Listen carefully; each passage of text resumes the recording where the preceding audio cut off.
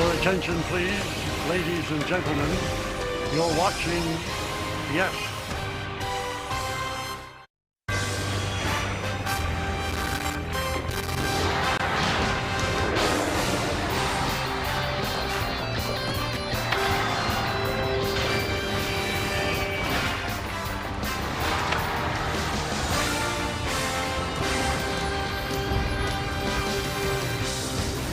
It is a beautiful Monday evening here in Detroit. Crowd filing into the ballpark where it is time for baseball. As the Yes Network presents New York Yankees baseball. It's the New York Yankees against the Detroit Tigers in the first of three from Comerica Park in Detroit, Michigan.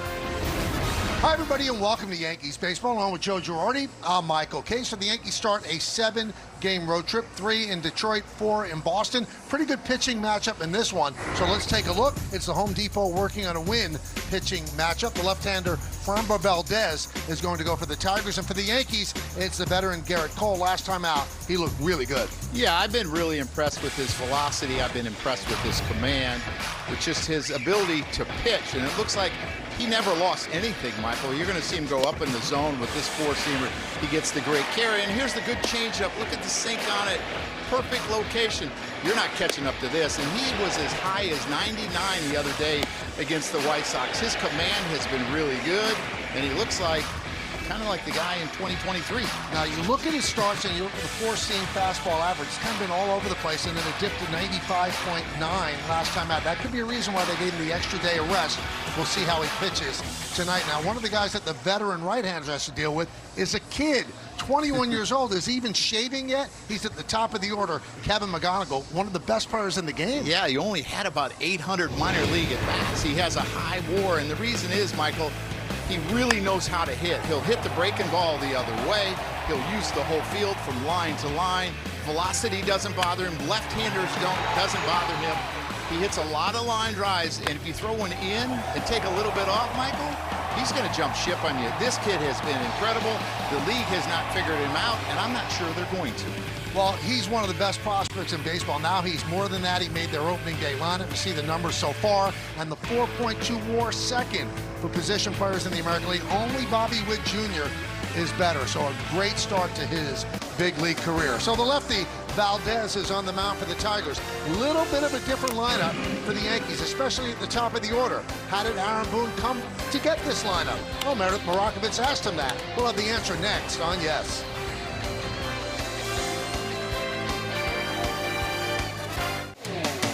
Welcome back to Comerica Park for Yankees baseball on Yes, as the Tigers host the Yankees for the first of a 3-game series.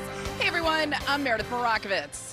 The Yankees scored just 3 runs in their final 2 games at the stadium this past weekend. They had plenty of opportunities offensively, but just were not able to get the big hit when it mattered most. Earlier, I asked Aaron Boone how he gets this offense back on track. Just getting hit with runners in scoring position. 0 for 22, I think, was brought up to me since late Friday night when we.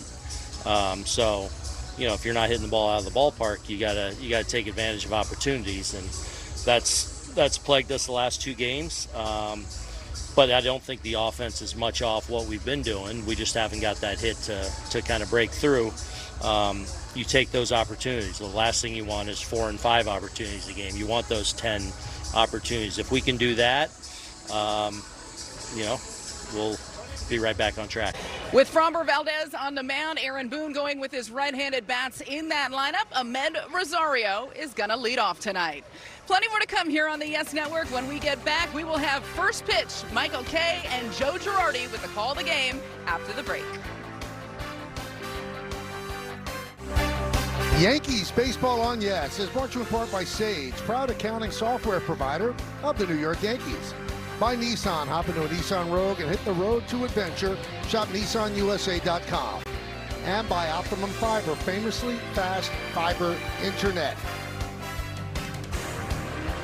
Beautiful night here in Detroit as we start a 3-game set, Yankees and the Tigers. Tigers have been playing a lot better of late.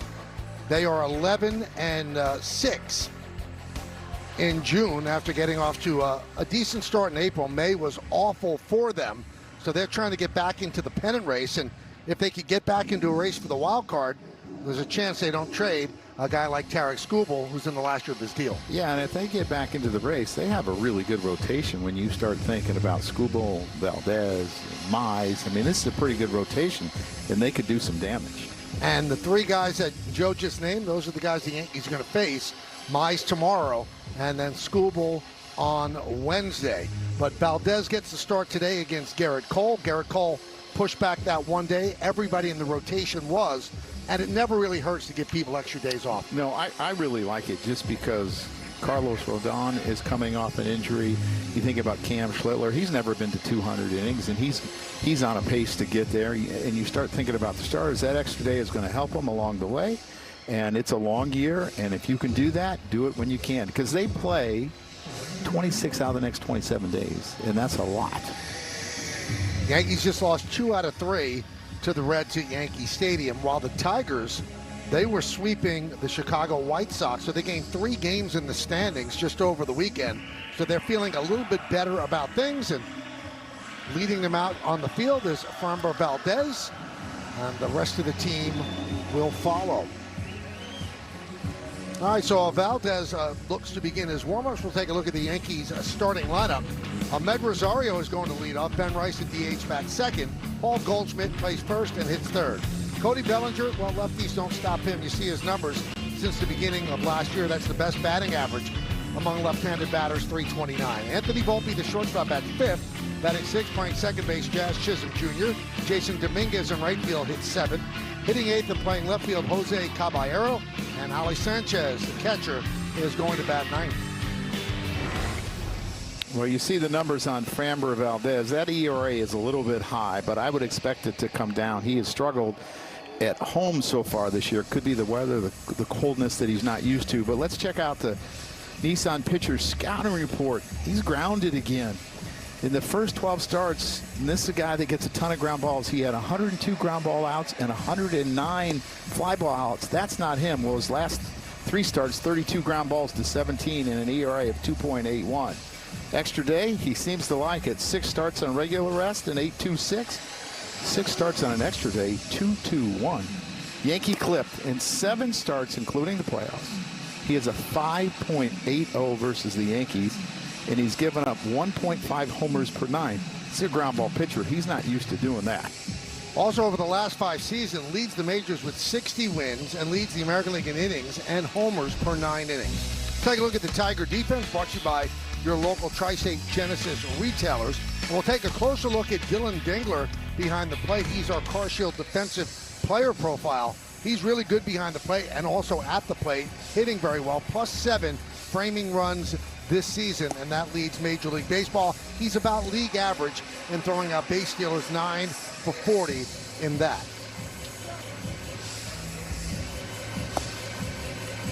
Jim Wolf is the home plate umpire. Now we'll take a look at the umpire scouting report brought to you by your local Kia dealers. He's considered neutral, smiling though. 48 pitches have been challenged and 29 have been overturned. He calls fewer high strikes, more low strikes. Been around a while. This is his 28th Major League season, and he's one of the more jacked umpires in the game. Yeah, he has that tight shirt on, doesn't he? Yes, Show he off those does. pipes, but he's always been like that. Always been a guy that was always at the gym. His brother played, pitched in the big leagues for the Phillies. Was never allowed to do any of those games, though. Yankees 46-30 coming to this game. The Tigers are 33-44. Rosario digs in. He's ready. Valdez wearing the City Connect uniforms that the Tigers are sporting today. He's ready. And let's do it here in Detroit. First pitch swung on and driven out to right center field. On the run is Outman, and he puts it away. 1 pitch, 1 out. Yeah, good swing. He got a fastball up there, Michael, but this ballpark is big. The outfield is the 4th largest in all of baseball, and that's after moving the fences in a lot.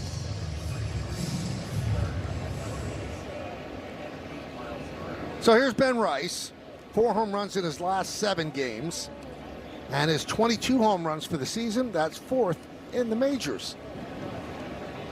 They play in the pull in the infield. The shortstop McKinstry almost behind second, and the rookie McGonigal playing where the shortstop would play. In the outfield, pretty straight away. And a strike. You think he's ever tempted to put a bunt down? And if he tried, do you think Aaron Judge or Aaron Boone would say, "What are you doing?" You know, Aaron Judge might too. Yeah, yeah.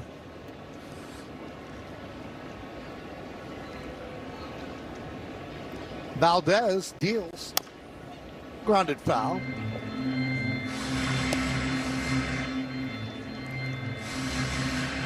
He has struggled so far at home. He has a 4.94 ERA opposed to the road 3.59. And I wonder if it has to do with the weather in Detroit, how it's cold, and that sinker and changeup and curveball. They're feeling pitches. It's hard when it's freezing. He's used to pitching in Houston indoors. Well, he was a free agent last year, and you thought that he'd get a lot of interest, but he was unsigned into February, then signed a 3-year, $115 million deal with Detroit. 1-2. Strike three. Rice down looking. Yeah, this looks like it's just a sinker the way that starts off the plate and comes back a little bit, and it kind of froze Ben Rice. And I think he knew it. He didn't even think about going to his head for a challenge. But, Michael, you talk about the 3-year deal that he signed. You got to also remember, he's 32. He got started late. You know, he signed when he was 21 years old. I think the Astros gave him $10,000. Chop foul by Goldschmidt.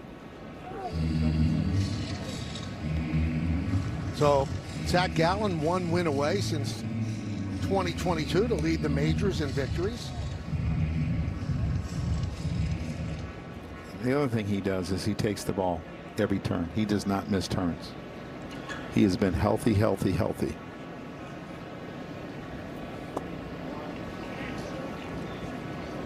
One and one.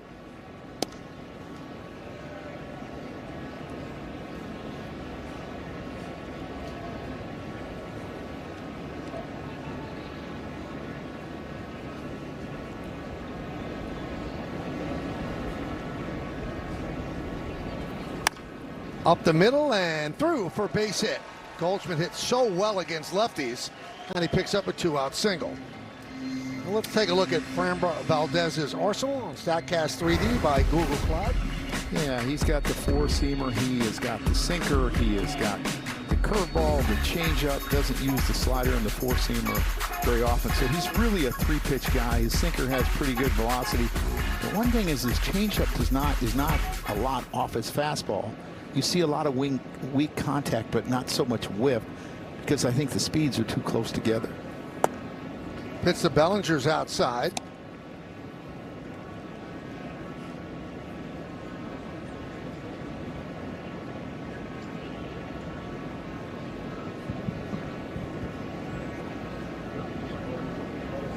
And the 1-0.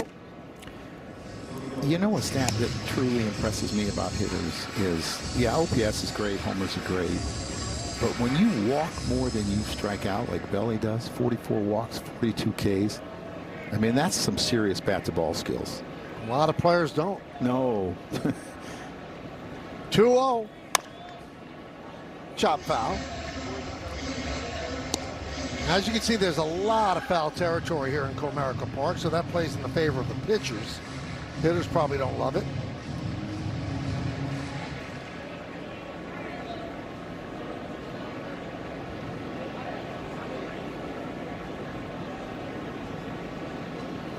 Two-one. A little bit of an early starting time. The reason the Tigers are doing it is that there's a big Ford fireworks display, and they didn't want to run into that, so they started a half hour earlier. I think it's supposed to start at 10 o'clock. Yeah. It doesn't get dark in here until 9:15, though. And there's one of those walks you're talking about, Joe, as Bellinger works a walk. First and second, 2 outs, and that brings up Volpe. Kind of guy you want up right now. He's been killing lefties. He's been hot for the last week or so.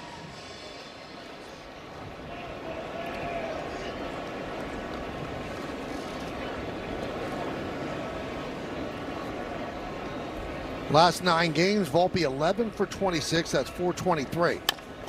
Swings at the first pitch and chops it to McKinstry. And he gets the force, and that'll do it. Yankees strand 2, and the Tigers coming to bat.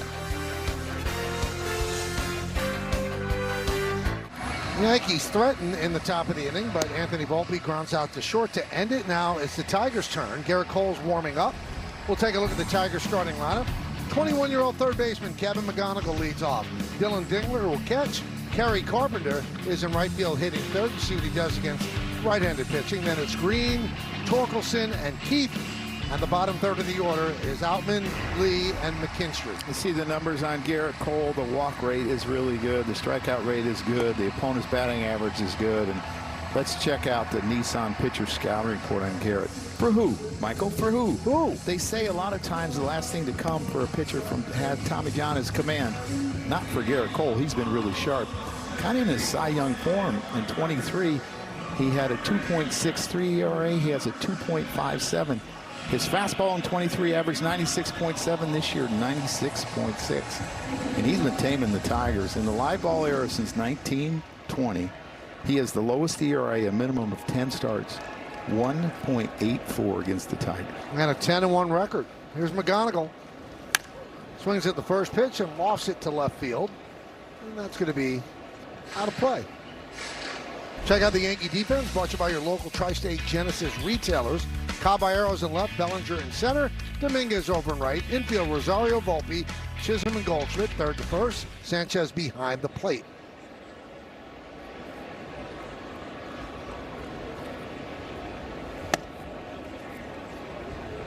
One and one. Tigers pitching's not too bad. Their offense has left something to be desired. Well, their offense, right, has left something to be desired in the month of May. They only averaged 2.89 runs per game and were the last place with only 18 home runs in 26 games. And that's why they had 28 games. That's why they were 6-22. Well, in the month of June, they're 11-6. They've hit 35 home runs, which is second in baseball, and are averaging 5.35 runs per game. And overall, because of that month of May, they're at 4.08, which is 25th in baseball. 2-2 to McGonigal. And the guy you highlighted, Kerry Carpenter, didn't play a lot in May. Gleyber Torres didn't play in May. Javi Baez has been out for about a month and a half and missing some important hitters. 11-6 this month, trying to get back in it. I don't count the Athletics How in come? that ballpark. I think I could hit 10 home runs in that ballpark. The 2-2. Up the middle, and that goes off of Cole, and then under the glove of Anthony Volpe. Well, base hit for McGonigal. Now let's see if Cole's okay.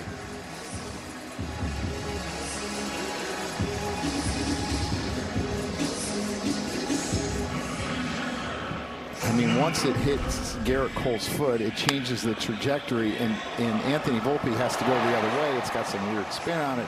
He kind of trips a little bit. And this is what this kid does. I mean, velocity does not bother him. Up in the zone does not bother him. And he's really good at commanding the zone. And you see Volpe gets over the top of the ground ball. Is not able to come up with it. Dylan Dingler takes upstairs. Must have hit Cole on the bottom of the spikes because nobody from the dugout came out. He didn't seem to be in any discomfort at all.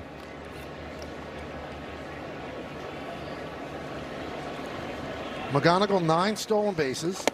Pitch upstairs. And these are two kids, Dingler and McGonigal, are a reason they're winning in the month of June. And he's been on fire. 17 games, 386 with 7 home runs, 21 RBIs. He can hit a fastball too. And if you go in, you have to go up and in. If you throw it down and in, he's going to waffle it.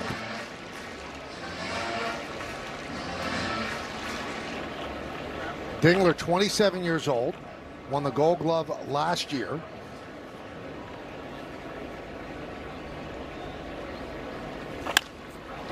Fly ball right field. Dominguez puts it away. 1 down.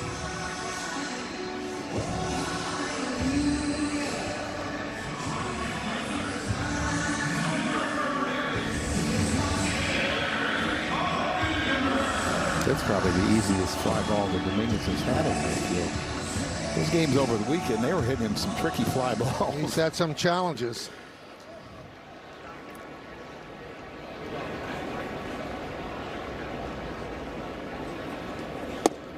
He told Eric Bolin of Newsday that he finds right field much easier than left field.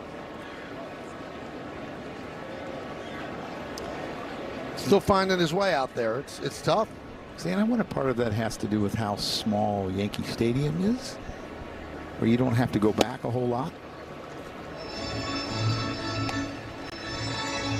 Now, Meredith, you spoke to Rojas about Dominguez in the outfield, right? And Michael, he has been working with Jason Dominguez a lot. They're trying to get him as many reps pregame as they can without wearing him out for the game. And they're very much aware it is a work in progress when it comes to Jason Dominguez. He said this weekend, for example, there were 2 balls, one 60% catch probability, another 70% that Dominguez makes the play. Then there are 2 others that are 90% and he takes a weird route and is unable to. He said it's all about getting more reps and getting a better read of the spin off of the bat. As you noted, Dominguez has said he feels much more comfortable in right field, and the Yankees believe he has the athleticism to have consistency out there. But for now, it's just going to be a matter of continuing to work out there in that outfield.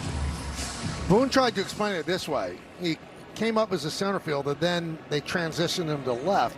So transitioning from one position to the other is not all that new to him anymore. So he probably feels a little bit more trying right field than he did originally in left. Yeah, and I start thinking about, like, when you're in center fielder and a right-handed hitter hits the ball to your left, it's going to have slice. That's the same thing it's going to do in right field. If a guy pulls a right-handed hitter in left field, it's going to hook usually. So it's just kind of different, I think.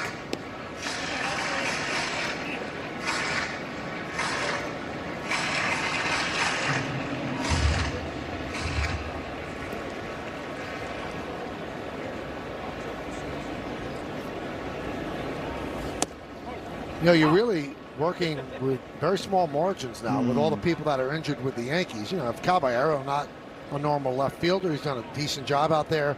Dominguez learning to play right. And, you know, you're playing your depth now. Max Schumann has been out there. They only have 2 outfielders on the roster, the big league roster right now.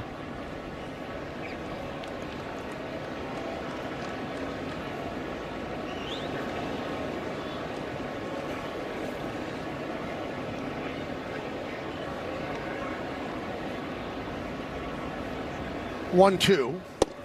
Spencer Jones in center has taken some circuitous routes to some fly balls as well. So that's why we're saying they're working within the margins, and you want to just give the other team 27 outs. And with Valdez on the mound, the left-handed hitting Spencer Jones not going to be playing. Fly ball, left center. And Caballero makes the play. No runs hit, 1 man left. We go to the 7th.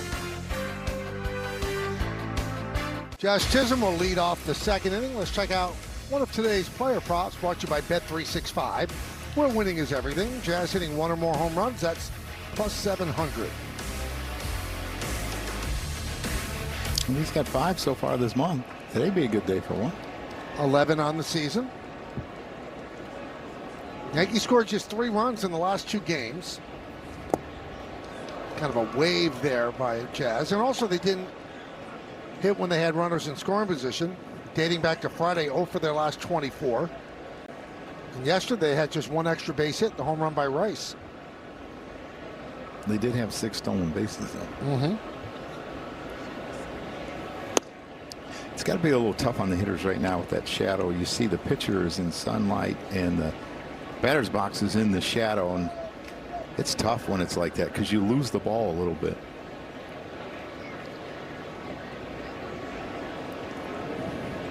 The 1-1. Chopped to first, fielded there by Torkelson. He flips, and they get Jazz Chisholm for out number 1.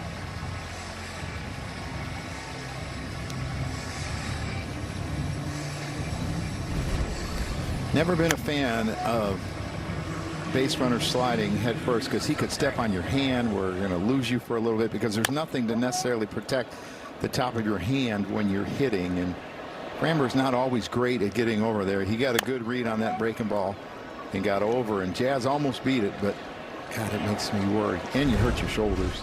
I used to yell at Bernie Williams, what are you doing? I don't get it. The only reason that it would make, or any sense it would make, to dive is if there's a tag involved. But you're going to be faster standing up than sliding. And I think sometimes they're worried about running into the pitcher, but look, you have the advantage. He's got his back turned to you. McGonigal fields, hustling down the line, Dominguez, and they just get him for out number 2. Joe, I know it shouldn't be celebrated. I understand that. I love the way he runs hard to first base every single time. I know. I heard you talking about it. You love to see it because he's doing everything he can to get on base. And young kids, I got to tell you, young kids don't get tired. And he is young, and he's energetic, and he brings it to the field every day. So does Cabby. 1-0 on Caballero. He has good numbers against Valdez. 6 for 13, 462. 2-0. That's impressive. And two of the guys that they're missing that would be in, Giancarlo Stanton and Aaron Judge, actually hit over 300 on Valdez. So they're definitely missing those two today. Caballero's had a ton of success. Valdez knows it, being very careful. 3-0.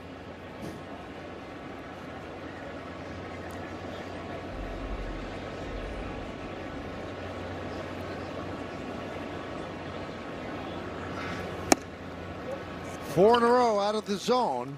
So Caballero walks. Now he has 16 stolen bases. But one thing we should note, he has 16 stolen bases, but he's been caught 7 times. So that's not a great percentage. Well, some of them are sliding so hard into second base he comes off the bag. And that's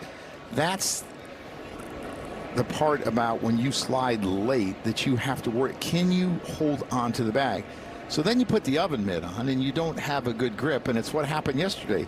He slid off the bag. Sanchez fouls it back. Something to keep an eye on in this game. Anything back past the catcher, it's a brick wall, so if it doesn't hit one of the rotating signboards, it's going to come right back to home plate.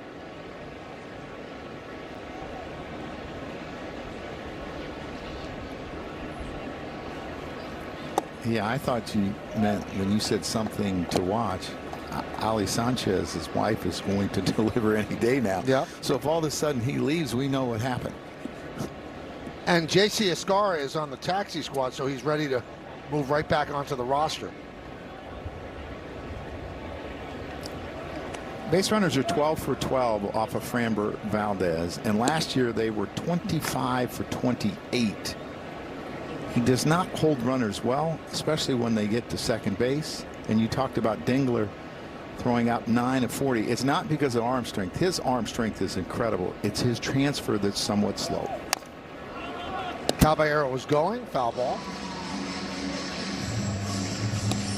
He had that bag, but you can't ask Ali to take it with 1 strike already.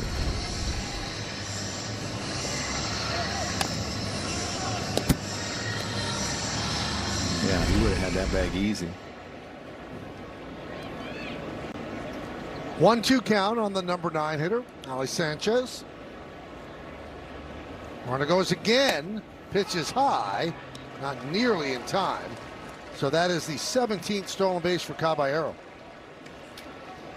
And he almost came off the bag there. He gets a really good jump. Doesn't peek. He does peek in this time. And he almost comes off the bag. The oven mitt, I wish at the end, I know it's to protect your fingers and it's hard, but you could bend it a little bit. So you could grab the bag, but you can't. Paul O'Neill was talking about this yesterday. He doesn't understand why they go in head first at second. He said because you are going to overslide the bag. You go in feet first, you're not going to. Well, they slide so late, and it's an aggressive, and I think that's why you see all second baseman and shortstop take the throw in front, because the helmet hits you in the knee, and you can have a chance of hurting your knee.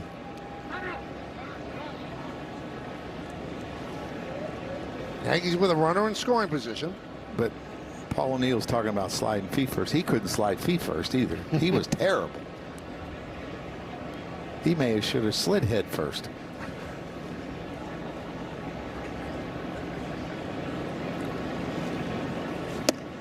How about that slide in the last game of 1997 series against Cleveland? Are you going to call it a slide? It was a flop, but he said that if they had won, he might not have been able to play, that he hurt himself on that slide. Yeah. Sliding head first. Hit sharply and through for a base hit. Caballero rounds third. He'll score easily. Sanchez is going for two. The throw is not in time. It's an RBI double for Sanchez, and the Yankees lead 1-0. Well, he started the season off 0 for 7, and now he is 6 for his last 11 with 3 RBIs. Has done a good job against left-handers. He gets a changeup up in the zone that cuts a little bit, hits it past McGonigal. Riley Green does a good job of getting it in. It's an accurate throw, but it's just a good slide, a good hard slide by Sanchez. Feet first, and he beats the tag. So the Yankees break that string of 0 for 25 with runners in scoring position. And here's Rosario at the top of the order, takes outside. So it started with the walk to Caballero with 2 outs. He stole second and then scores on the double by Sanchez. Sanchez now 6 for his last 11.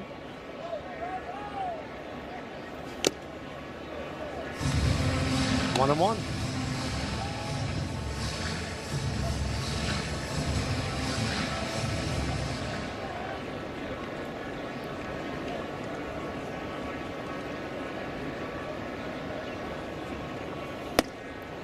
One and two.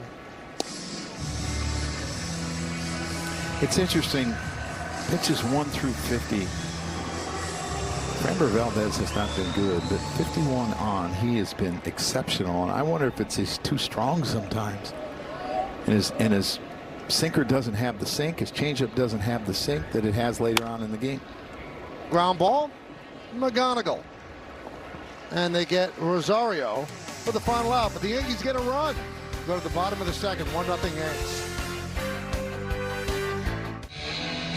Welcome back as the Yankees lead the Tigers 1-0 as we head to the bottom of the second. The Yankees are going to face some tough pitching throughout the course of this series. Valdez tonight, Casey Mize tomorrow, and then Tarek Skubal rounding out the series. One guy they are not going to face is 3-time Cy Young Award winner Justin Verlander. He remains on the IL. He was close to a return about a week ago, but in his final bullpen session, he tweaked his hamstring. Although he'll be watching from the dugout, you better believe he is paying attention tonight. The guy on the mound for the Yankees right now, Garrett Cole, remains very good friends with Justin Verlander. Verlander told me in the Tigers clubhouse earlier today that he and Cole spoke a lot throughout his Tommy John rehab process, kind of comparing notes. And although oftentimes it was checking in on family, there was a lot of talk about how it was going, how he was feeling. And Verlander put it like this, guys.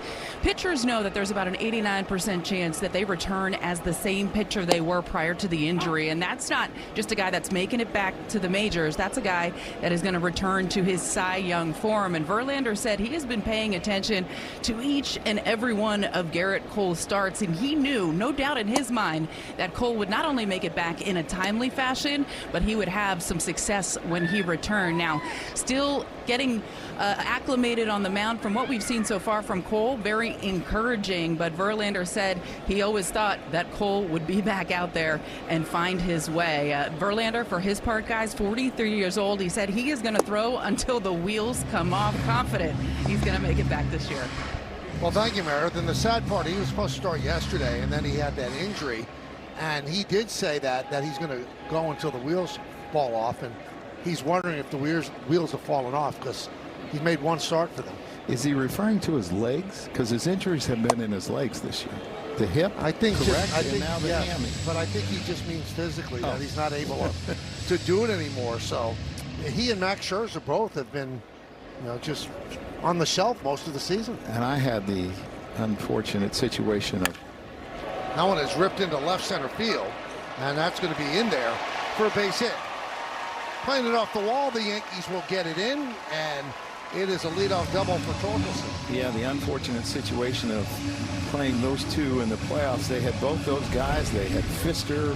Here's a fastball. He makes a mistake. He got ahead of him 1-2 with sliders away, and he throws it right down the middle, thigh high, and he hits the double in the game. Spencer Torkelson has always had a lot of power. There's a lot of swing and miss, but if you make mistakes, he can hurt you. So here is Colt Keith.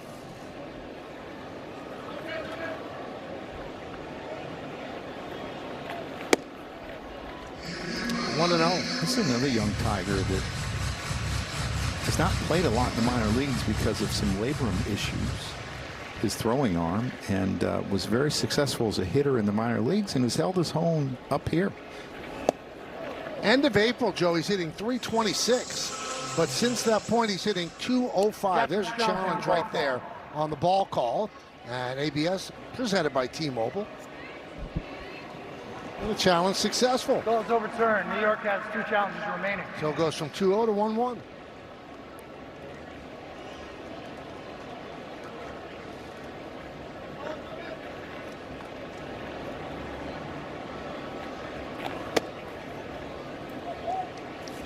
Two and one.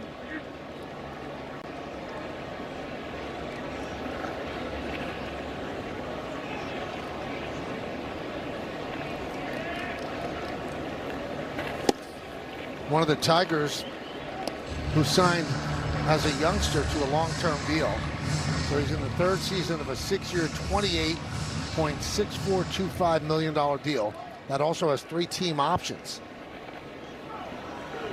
That's a little different than McGonigal's, though. Yeah. 8 at 150.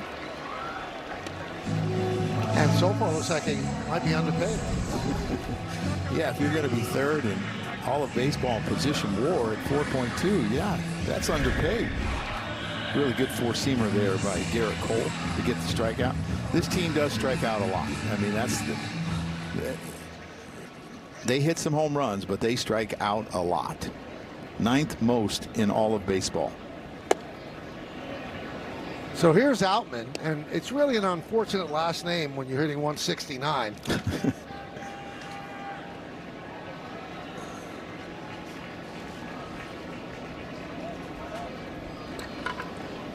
They picked him up off waivers from the Twins on June 11. And over the last 3 seasons, Joe, he's hit 147. Yeah, he really struggled in Minnesota. 2023 was 3rd Rookie of the Year voting in the National League with the Dodgers, and it just never really panned out for him. He's been a little bit better with the Tigers.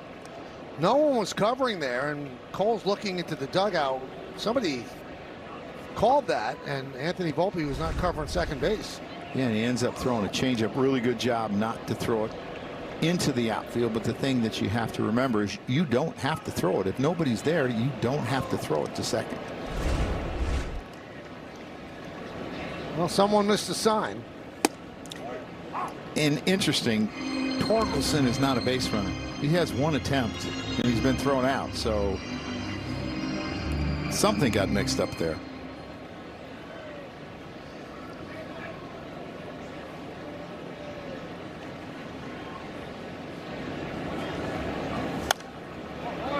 Fouled away.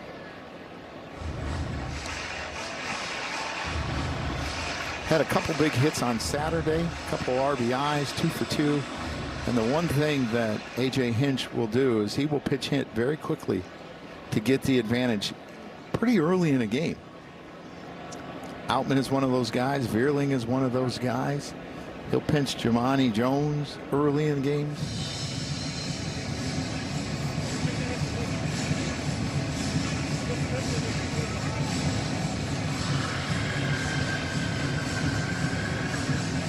Two count on Outman. Runner at second, 1 man out. Yankees lead 1-0. And Ali Sanchez double, scoring Caballero in the second.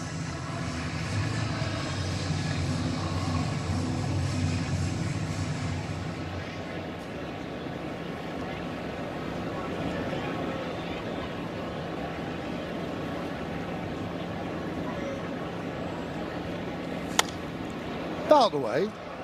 I think one of the hardest things for a catcher when you haven't caught a pitcher a whole lot is getting on the same page. And, you know, it seems like they've had a couple step-offs. They had a mix-up on the throw to second base, the pickoff. And as a catcher, you start to, you know, feel guilty about it. Fly ball down the right field line. Giving chase is Dominguez, but it's in the seats, foul. And I would feel like it was my fault, Michael, that I couldn't get on the same page. And, you know, you're Ali Sanchez and you're catching Garrett Cole, Cy Young Award winner. It's nerve-wracking. And he's also a perfectionist.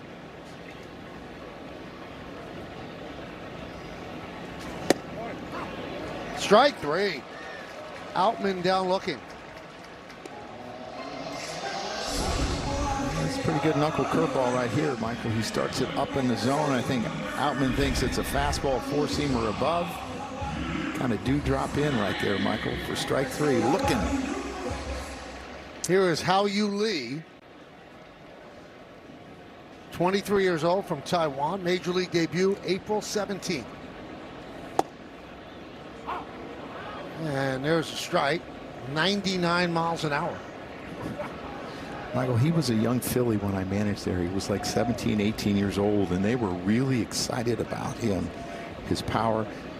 I think he's going to have to cut his swing down a little bit, but there's power there, Michael. It's a big hack. He was traded to Detroit at the 2023 deadline from the Phillies for Michael Lorenzen.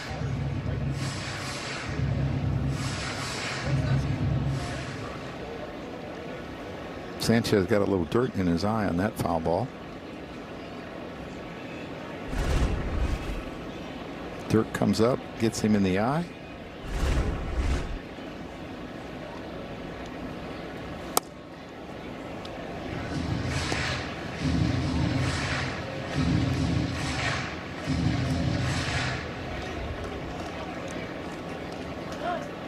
One and two on Lee.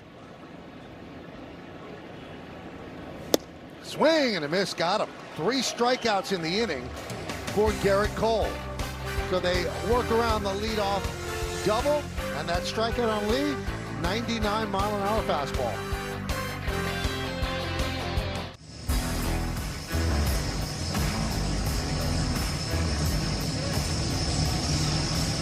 It's time for Pinstripe Pride, brought to you by Toyota, the official hybrid vehicles of the Yankees. Tonight's picture is of Annette, whose fit is always right when she comes to Yankee Stadium to cheer on her Yankees.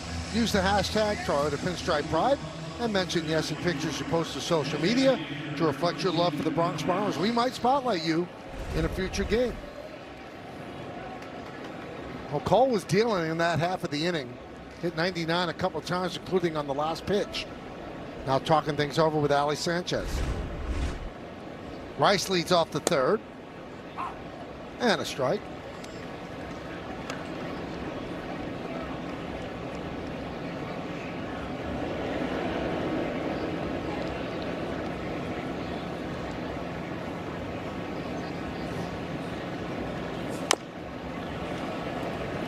That's what you don't want to do. That sinker inside, running in on you, hit it off your foot. I think you're better off swinging it to one away. You see this ball run in. And Ben Rice can hit a fastball. We've seen that. We saw the one he got on top of yesterday for the home run. Michael, I don't understand. All these guys wear the pad, and they never hit the pad. I don't get it. Why don't you just put a catcher's shin guard on? Why not? Sooner or later, right? A little Kevlar. It's not like Ben's stealing a lot of bases. Hey, Joe, speaking of catcher's shin guards, I know you had a long conversation with J.C. Escara earlier today. I did. I watched him put his shin guards on. You're always taught to put the straps where they connect on the outside. Right. But one of them was connected on the inside. I said, J.C., what are you doing there? And he was sent, I believe, 2 left shin guards, so he couldn't put them both on the outside. I guess you can't turn it upside down. So I said, okay, I feel better now. 1 and 2. At least it was. I know you need a reason. He gave you a reason. I have to have a reason for everything, Michael. It's my personality. It's a blessing and a curse. Oh, for sure. I check out what people say, and we got to make sure that it's true. I used to bug Harkey because he used to call me Mr. Google. Because everything he said, I Googled. So before Google, would you go to the encyclopedia a lot? Well, I don't think I was worried about Googling everything then, but when Hark talked, I was worried. The 2-2. Grounded foul. Michael, that's why he had all those binders. Come on.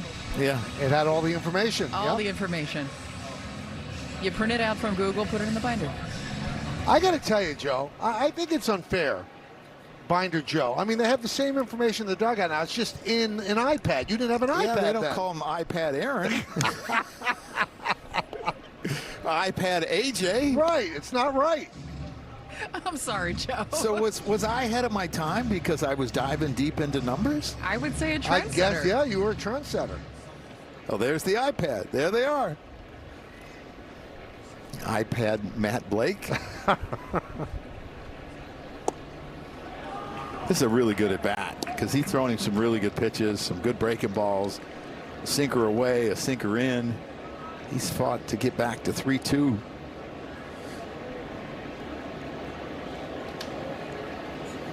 Swing and a miss.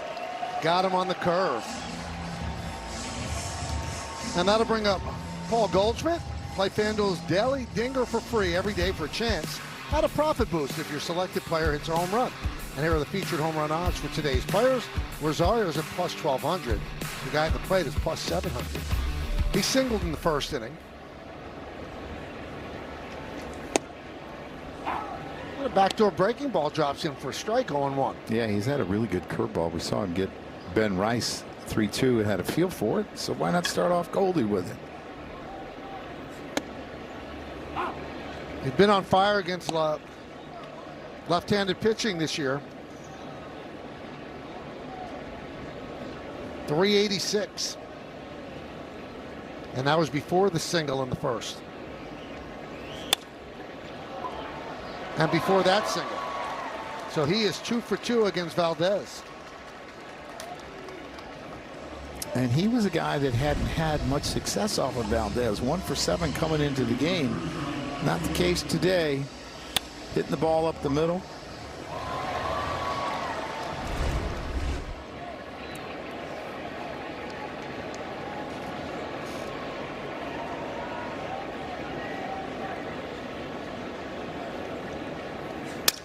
And that one is looped toward the shortstop. Played on the backhand. There's one. And they'll get no double play.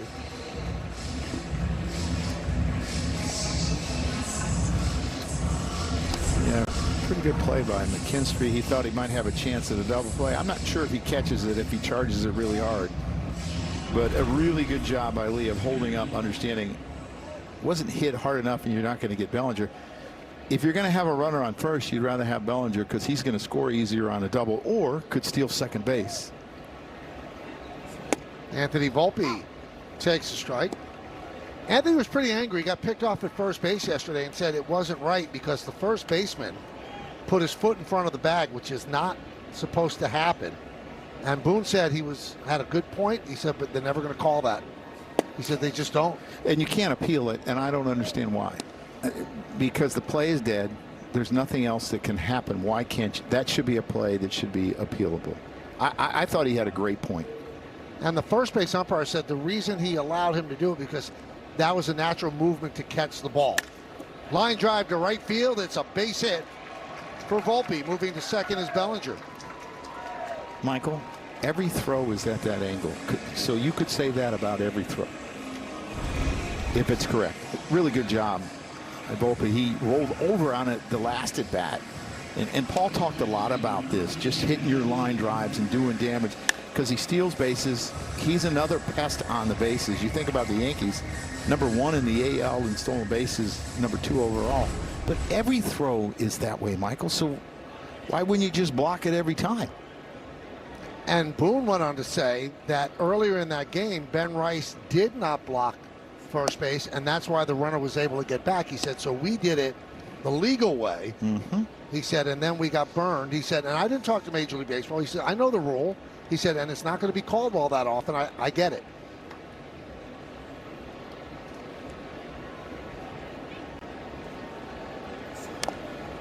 1-1 now on Chisholm.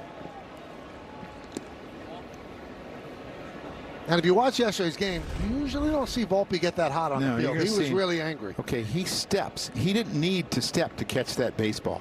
So I disagree. It's hard for Brian to see that because he's trying to get into position to make the call. Brian O'Nora, the first base ump.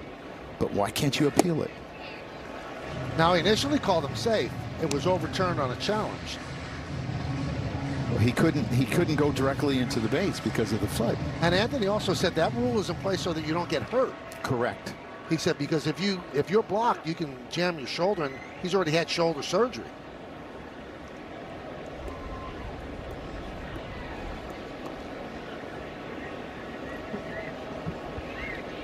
So 1-2 on Chisholm. Yankees have runners on first and second with 2 outs here in the third.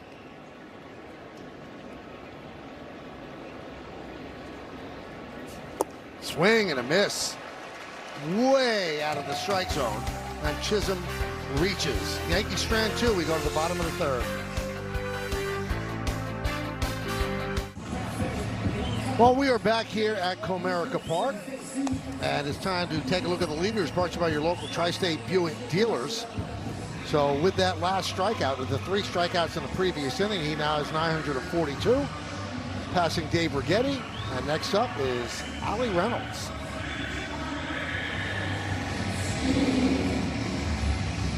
He's going to pass a few more guys this year, too. So here is Zach McKinstry.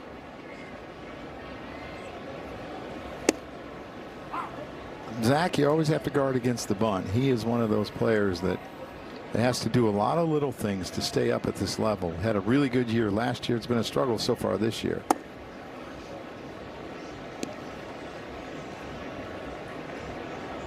Really good defender. Can play second or short.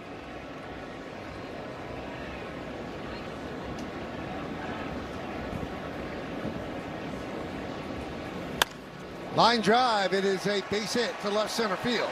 And it's going to get past Caballero and roll all the way to the wall. McKinstry round second. He's going for 3. He'll make it with a triple.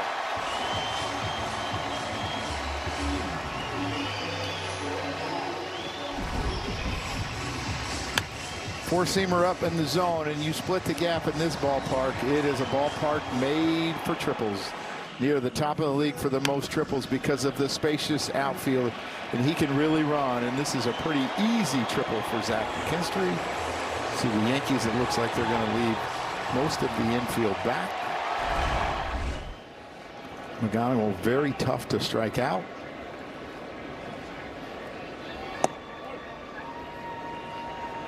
One 1-0. The only one that's in is Rosario, who's about even with the bag at third. He only strikes out about 12.9% of the time. That's 6th in Major League Baseball. 1-1.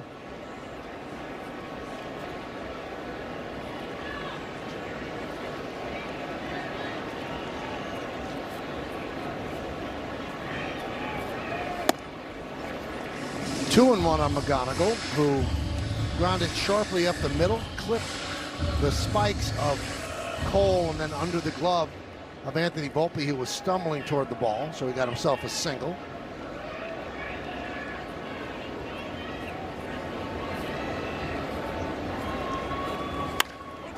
That'll get a run in, and it's a tie game and an RBI from McGonigal.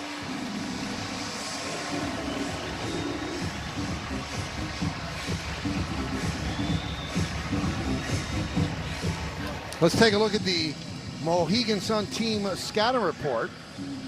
The AL Central standings, the Guardians without Ramirez for a while with the hamate bone injury. They're in first. The White Sox just got swept by the Tigers. Second, Twins right there, and the Tigers 7.5 out.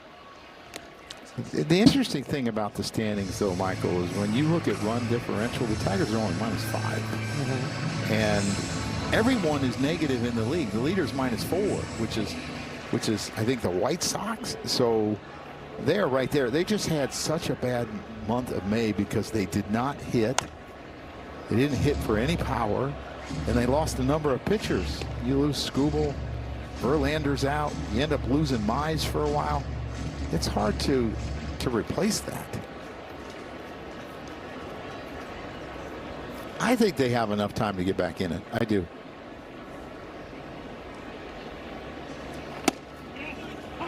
And Strike three. And then comes the really tough decision for the Detroit Tigers. What do we do with Skubal?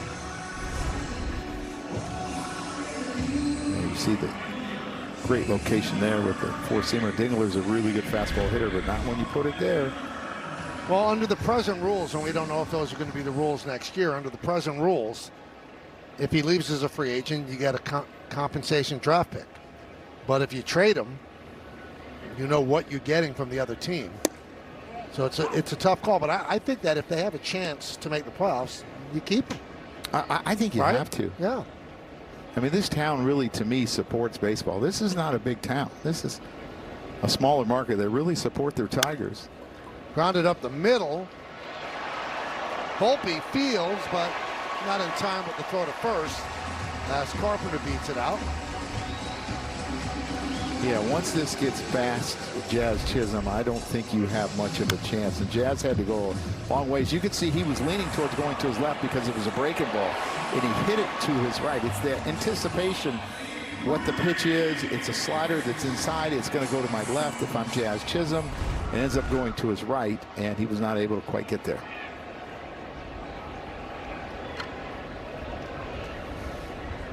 Here's Riley Green.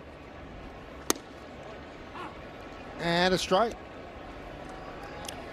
The interesting thing about the makeup of this Tiger team, though, to me, is they don't run. And you would think with a spacious outfield, they would have a lot of guys that could fly. They don't. Only 27 stolen bases so far. The Yankees came in today with 80? Yep. They're 28th in all of baseball. Below average speed in their outfield. But they win at home. They've really struggled on the road.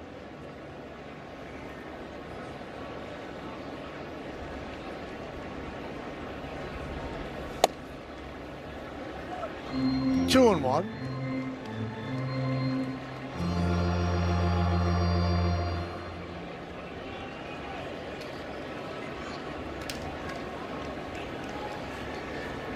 This will be the 55th pitch by Cole. 3-1. You don't like to average 20 pitches an inning, so you're not going to be there usually in the 6th or the 7th. No, and coming into the game, Michael, he was only averaging 14.5 per inning. So he has been a little bit off today. And you wonder if that's a product of the extra day.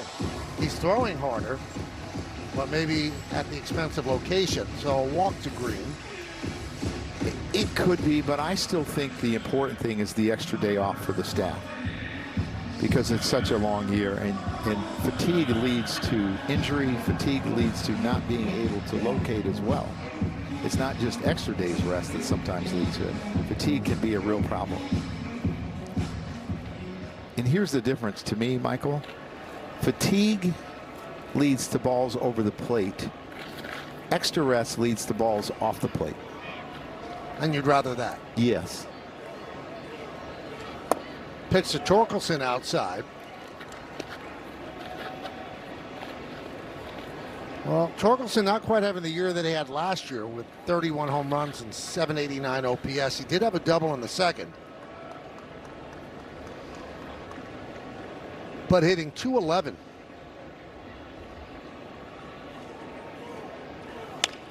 That one is lined into center field. Coming on Bellinger. He's never played on a couple of hops. Carpenter scores. Going to third is Green. It's an RBI single for Torkelson. And the Tigers lead 2-1.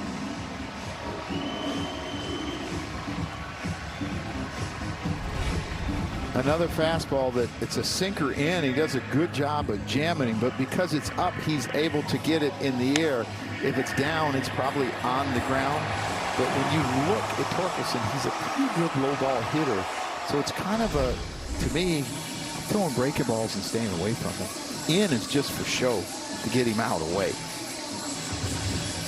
Well, Matt Blake wants to talk things over with Cole. Cole infield joins in.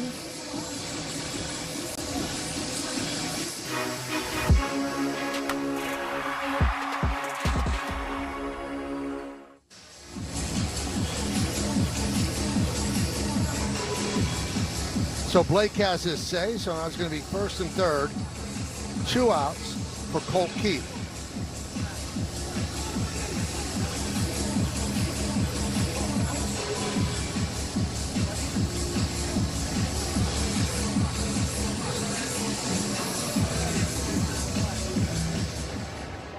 Keith struck out in the second.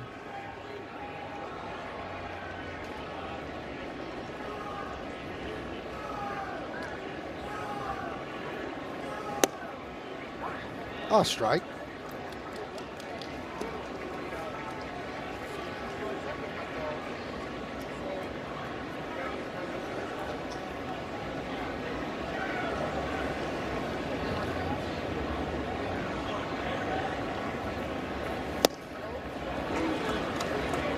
Yeah, he's had problem with that ball away.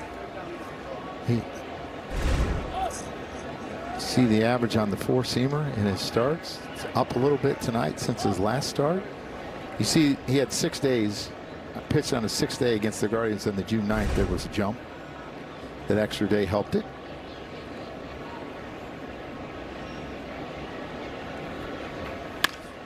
Line drive, it is a base hit to right center. Green scores. Torkelson moves to second. Colt Keith with an RBI single, and the Tigers lead 3-1. And we talked about how good his location has been, but with 2 strikes, he's made some mistakes with his fastball. It looked like he tried to throw a 2-seamer that started in off the plate. Well, it never started in, so Keith was aggressive on it and was able to get to it. If it starts in off the plate, I think it freezes him. But because he didn't start it in, he was able to get to it. So a rough inning for Garrett Cole. 4 hits, and allowed 3 runs. And here's Outman. 1-0. Outman struck out looking in the second inning. So this is going to be challenged there by Sanchez, the ball call. And he's not correct. Call stands. Sometimes it looks like the catchers are a little slow to challenge. Well, I think Jim Wolf's call is a little slow. It's not one of those medium. And that's not a big deal. It's why it takes it about an extra second or 2 for the catcher to challenge. 1-1. I was always told that if a guy's slow showing in the strike that they tell the catcher right away, but I guess Jim Wolf doesn't. It doesn't seem like he's doing that. It's just a little methodical, making sure that he gets it right. 1-2, 98 miles an hour. So nothing wrong with his velocity. But he's at 64 pitches.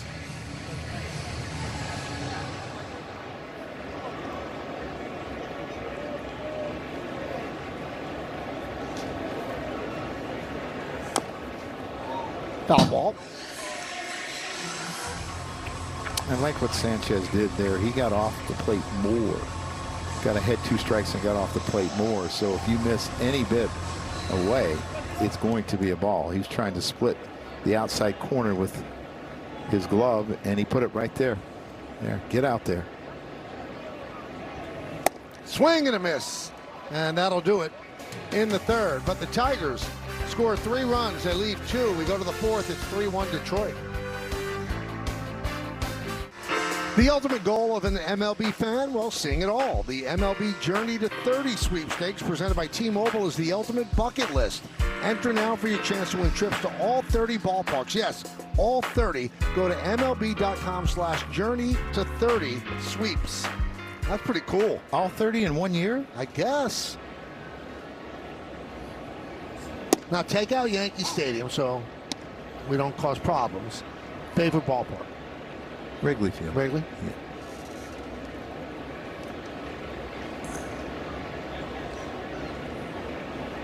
The 0-1. And 2 parks that I really enjoyed the view, Pittsburgh and San Francisco. Beautiful. Yeah. Aesthetically gorgeous. And one of the most beautiful ballparks I ever did a game was Staten Island. Great background, the New York skyline, yeah. Statue of Liberty, it was beautiful. Guys, let's not forget Seattle. That's another beautiful ballpark. Yeah. I love hearing the trains go by. San Diego. Yes. You know, one thing I don't like about Wrigley, it's not great to work there. No. I mean, you're up in the clouds. I did most of my work on the field. Yes. A lot of stairs for the visitor dugout. Yeah. Oh, that's rough. 3-2 on Dominguez. So Valdez now has a lead, 3-1.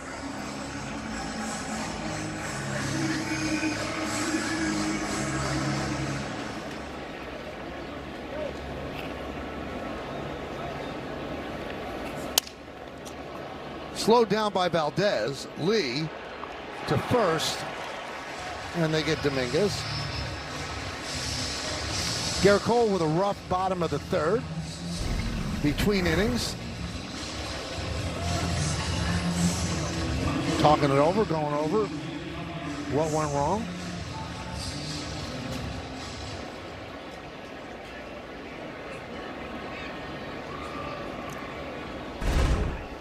I love that he takes so much pride in his craft. He probably believes he should never give up a hit, and that's what makes him great.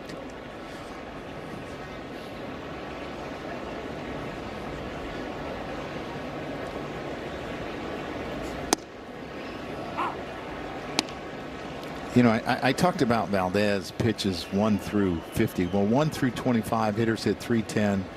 26 through 50, 284. 51. Grounded to short. They get Caballero. Through 75, they only hit 180, and 76 to 100, 200. So he gets much better as the game goes on. So explain that, because it's counter to everything that we know. A lot of times sinker ball pitchers want to be tired so they get more sink on their pitchers. If you remember Jamie Moore, long time starter for like 50 years, he would run the day he pitched because he wanted to be tired. So he'd get that sink. 1-0. Sanchez drove in the Yankee run with a double to left, scoring Caballero from second. That came in the second. Backdoor breaking ball for a strike, 1-1.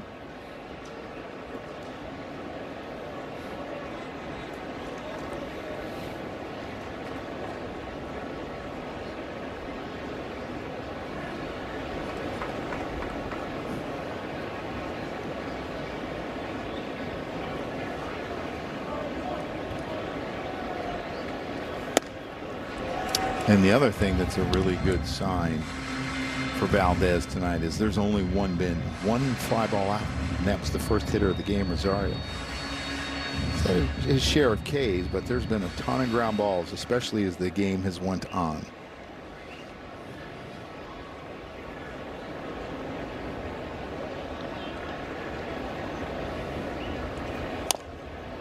Grounded foul.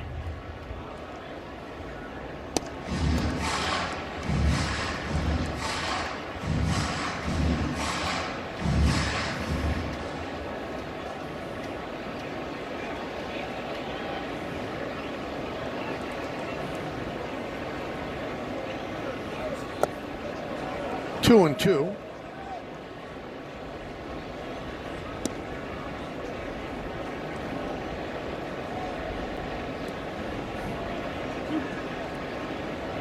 The RBI in the second, the third for Sanchez since being called up.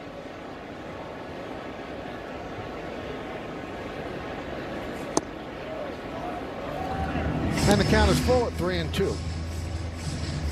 In the month of June, the Tigers pitchers have a 3.12 ERA, best in the American League. Second, the Yankees, and they're at 3.82. So the Tigers really have been pitching great lately. And Sanchez swings and misses, so Valdez works a 1-2-3 fourth inning. We go to the bottom of the fourth. It's time for tonight's injury report, brought to you by Montefiore Einstein, the official hospital of the New York Yankees. Trent Grisham performing light on-field agility exercises. He's on the 10-day IL since June 13th with a right hamstring strain. There's a chance that he could show up in Boston, continue to receive treatment there. Yankees get there on Thursday. And Stanton might show up in Boston as well. And Michael, another note on the injury report. Max Fried expected to face hitters next week, so another big step for him in the rehab process. Here's Lee to start off against Cole. Swing and a miss. Michael, he's got some evil intentions with that bat. I was telling, he's got some big swings, and I think he's going to have to cut it down a little bit. And now on his line to right field, it's a base hit in front of Dominguez.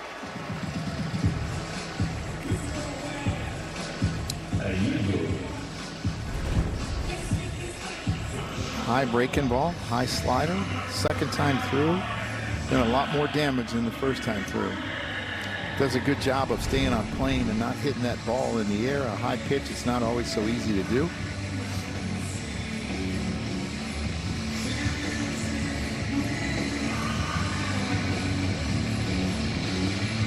So 7 hits and 3+ innings against Cole.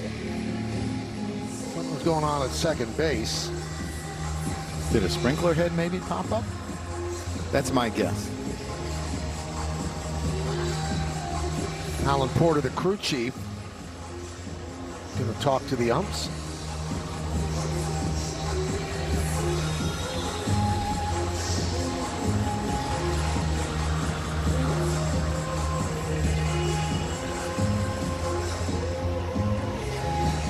I think the Tigers have a dirt cam, which is obviously because of the title, in the dirt, and it's probably poking up a bit.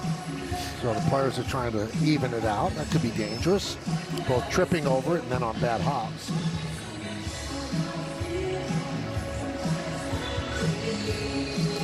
The grounds crew's taking a little while to get out here, if that is the case. You would think they would be watching. Look at Jazz. Look at Jazz. Yeah, that way, Jazz.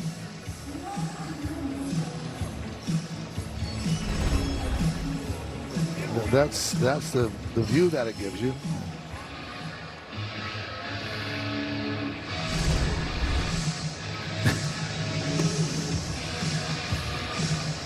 There's a lot of thought going on out there, Michael. Now, Michael, that member of the grounds crew right there was standing on the top step screaming, "It's a camera, it's a camera." The cameraman's not down here right now to fix it, so obviously there's a meeting with the umpire to see exactly how they want to tackle this, but clearly sticking out of the dirt there. Maybe they're getting someone from the opposing side to come over here and try to fix that. Well, Meredith, I mean, I'm not the greatest technician, but I would think yanking it out of the dirt would get the game going on right now. You would think, but you don't know how far those wires go down. I don't know what's involved in this particular camera, Michael. But Jazz is really into this, though. He's really... It's like he's at the beach building a sandcastle, Michael. Yeah, he knows what he's doing. And he's doing it with care, too. Well, the grounds crew, one of the grounds crew just came out and talked to Alan Porter. Maybe they're going to get some dirt to try to smooth it out. Now they're allowing Garrett Cole to continue to warm up so he doesn't get stiff out there or cold.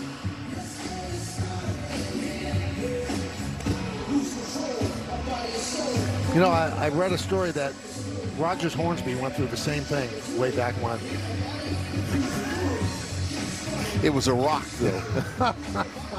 There was a big rock they couldn't get rid of. I mean, where does the cameraman go? Well, here comes the grounds crew. So they're certainly not working with any urgency. No. And you would think in the ground crew's room there's a TV. Right. And they had to see it. Right. Well, maybe they're watching something else. Well, Michael, maybe they didn't realize what it was at first, and I think you can file this one under you see something new every day, maybe not knowing exactly what to do with that thing. Jazz intently watching, though, really trying to figure out how to get that right.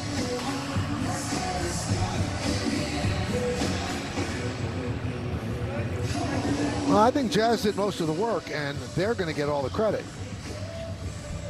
Well, Michael, one thing I do know, if you put that much dirt on top of a camera, it is no longer going to be a viable shot. Just ask Dan Barr.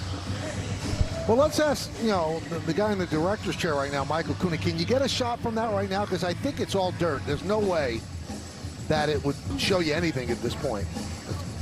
Oh, yes, it is. Oh, look at that. Thank you, Michael. It did get a little foggy, though, it looked like. Yeah, because everybody's touching it. It's got pine tar on it now.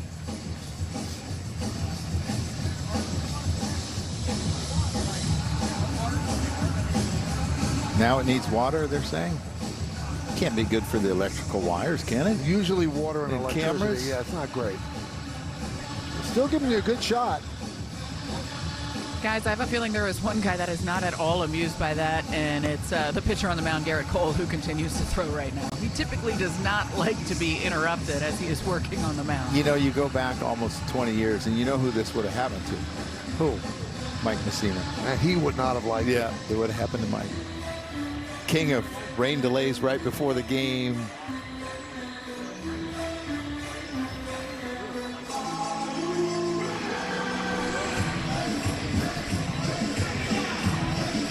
So Jazz, I think, gets the lion's share of the credit for fixing this. But just noticing it. Yeah. You got to give him credit. Pay attention to detail.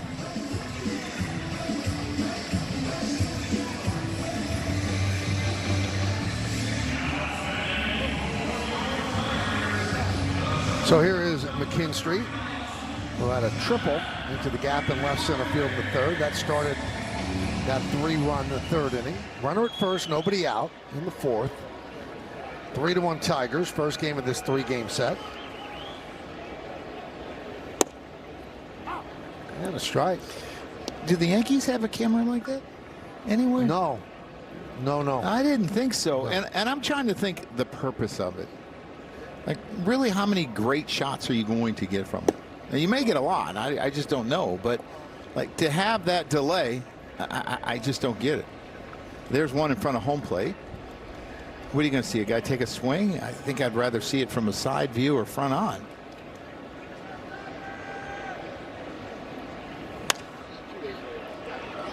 Fly ball, left field on the run, Caballero, and he makes the play. It was a fair ball if you're scoring at home.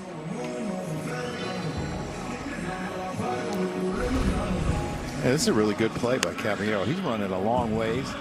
He's going through sun, shade, sun. Comes up along the line.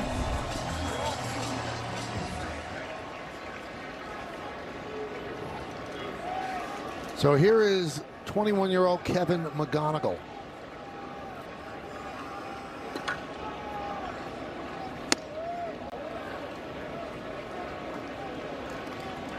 April 15th, all that ball was being challenged by Cole. It was 1-0, so he's challenging this. And he got it right. Call is overturned. New York still has one challenge remaining.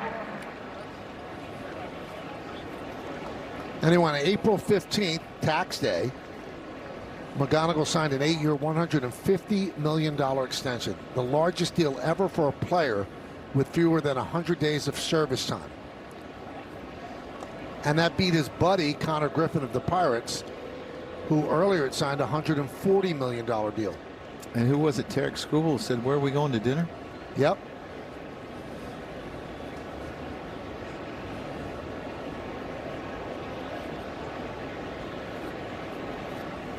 And the thing that you have to be impressed with, Joe, he was not the first pick in the draft. He was the 37th overall pick in the first round. So every team had an opportunity to pick McGonigal. Yeah, one of those compensation picks in between the first and second round out of the Philadelphia area. Line drive. It is a base hit down the left field line. That'll go into the corner. It kicks out toward Caballero. Lee is rounding third. He's coming home. And the throw is wide. And it gets past Sanchez and allows McGonigal to go to third. And he'll stop right there. 4-1 Tigers. Yeah, Rosario ended up tipping it away from being on line to the catcher. You see this another high fastball, that two-seamer he's trying to get into the left-handed hitter, and it leaks back across the plate, never starts in. And this kid can hit a high fastball and hit any fastball. And I think Caballero was shocked that he was going, because he got to it fairly quickly. And Lee ends up scoring, and it probably should be second and third with one out. But the Yankees defense kind of let him down a little bit right there. Infield in. And Dingler pops it up.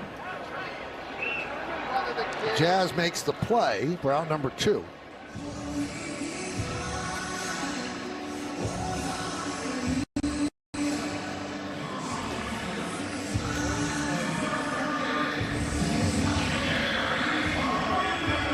So the hit by McGonigal, the 8th against Cole. Every at-bat he has had tonight has been productive. He singled in the first, an RBI ground out in the third, and then that double, another RBI in the fourth. Chop toward first. Goldschmidt will flip to Cole, and that'll do it. But another run for the Tigers, 2 hits and 1 left.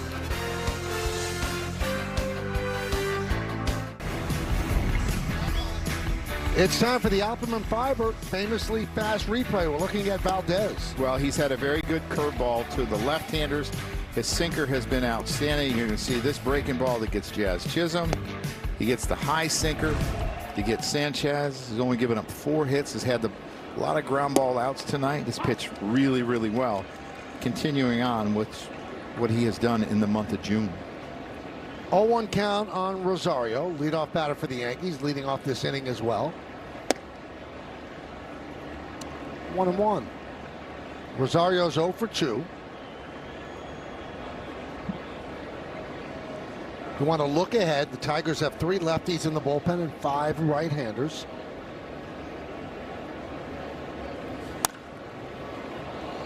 And I think, you know, we've seen some different lineups with this cast of characters against left-handers. And I think because of the 3 left-handers, you see more right, left, right, left, right, left, opposed to putting a couple lefties together. I like it. Make it harder on A.J. Hinch when to pull the trigger here.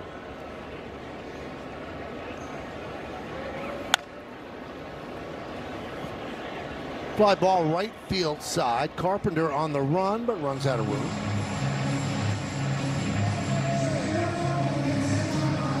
Do you have a favorite City Connect uniform that you've seen?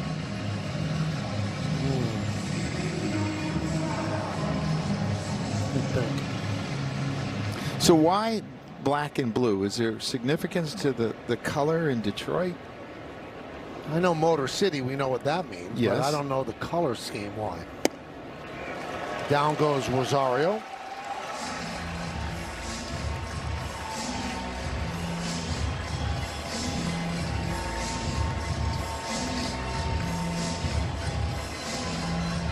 You know, I don't mind the Red Sox one. The yellow one. Yellow? You like the yellow? I don't think it has anything to do with the Red Sox, but I know it has something to do with the marathon, the font. Blue Jays one is not bad either. I know these uniforms that Detroit are wearing in the summer. I'd only want to wear them during night games. No day games. Yeah. Tracks heat. Popped up on the left side, coming on as green. That was a little shaky there. He didn't look like he saw it right away. And it's still pretty light out. You would expect him to see it right away. And then it almost looked like it had a little bad hop in the air at the last minute there. That would be unsettling. Bad hops in the air. Yeah. You see him every once in a while, Michael. Here's Goldschmidt. He's 2 for 2. Valdez has retired 6 Yankees in a row.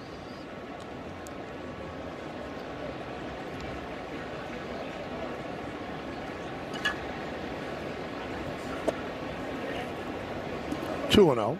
He's got a really, really simple swing. Small stride. Hands are back. Very seldom do you ever see him overswing. He gets his foot down really early. It's just kind of a pick up the heel and land on the toe.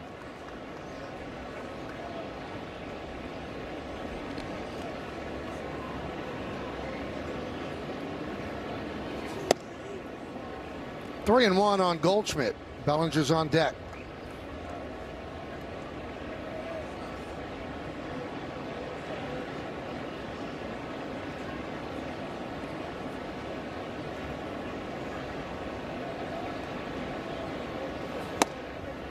And now the count is full.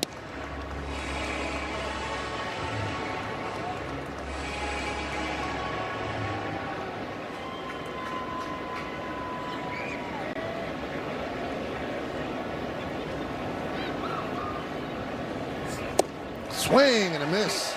Another strong inning for Framber Valdez. Yankees go down in order. We are halfway through. 4-1 Detroit. Well, Yankee fans, fireworks night is back again this season. Kick off your 4th of July weekend at Yankee Stadium on Friday, July 3rd, and stay after the game for a post-game fireworks show, courtesy of Baby Ruth. Tickets going fast, so get your tickets today at Yankees.com. Audi scoreboard, 4-1 Tigers. Go to the bottom of the 5th inning. So he's got a Tootsie Pop in his mouth. No, that's a blow pop.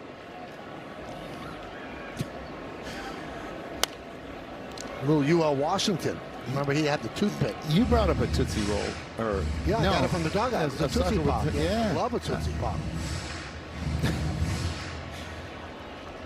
Dangerous, though, to be playing with that in your mouth.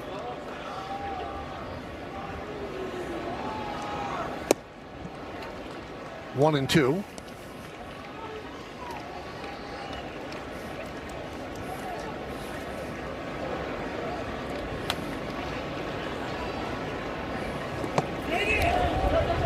Did he go? No. Guess not. I thought it hit his foot the way it bounced. And he swung, which would be a strikeout. Let's see. No, it just, you got them both right. You know why I'm not built for the Tootsie Pop? Okay. I don't have the patience. So I end up biting through. Well, why'd you bring one up then? Because I love it. Because then I bite through it. And then I have you the already Tootsie you Roll. already ate it. Yeah, it's gone.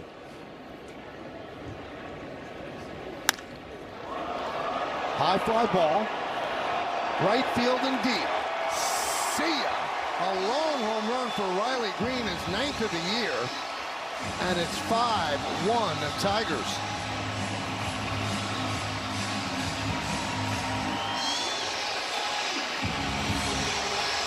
Yeah, his changeup has been really, really good this year. But this one, up, elevated, and middle in. He wants to get it down and away. You see where Sanchez is. And Riley Green, who has a big, big uppercut, hits his 9th home run of the year.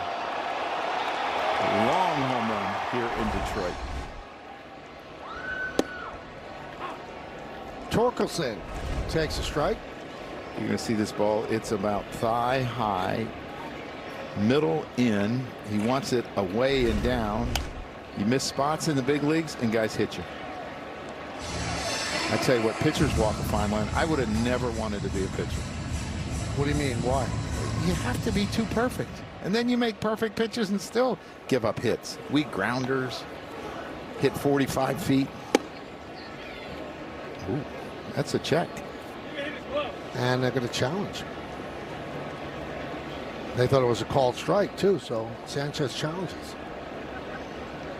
AJ, they're going to challenge the pitch first. They're going to challenge the pitch. So he's telling AJ Hinch what they're challenging. An incorrect challenge. So the call is confirmed. Yeah, there's some confusion because I think he also wanted him to check it first. And I think you have to challenge the pitch first before you challenge the swing for the first base Detroit umpire. is challenging that there was catcher's interference.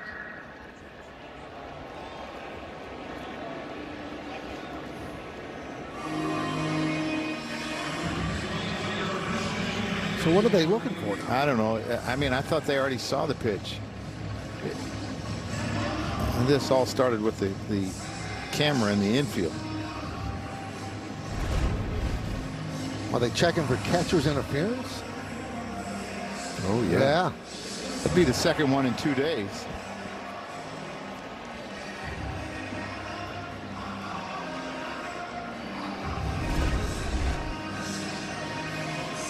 So if it was catcher's interference, Joe, why would you allow the Yankees to waste their challenge? Yeah, I think you should get your challenge back first. Yeah, because even if it was a strike, the batter would still take first. Correct. And it's a late swing. The movement on it caused him to swing late. Yeah, I don't think this should be challenged, losing a challenge on a pitch if you have that.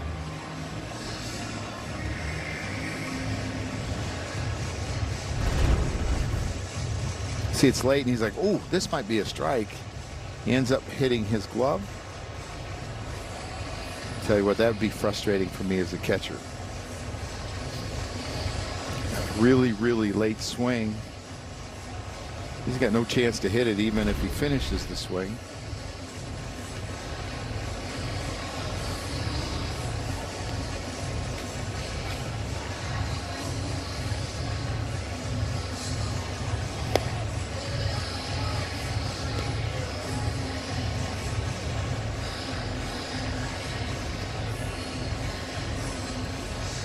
I'm not sure what's taking so long.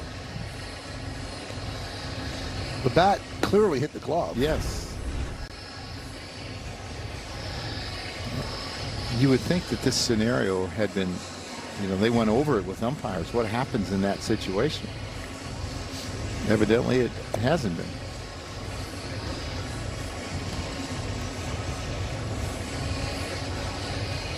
And now there'll be a memo tomorrow, Michael, to all the umpires.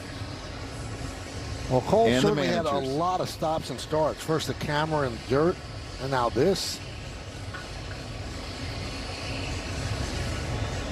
So 5 runs on the board. This is only the second time in 15 career starts against the Tigers that Garrett's given up more than 2 runs. In 2017 was with the Pirates. He gave up 3.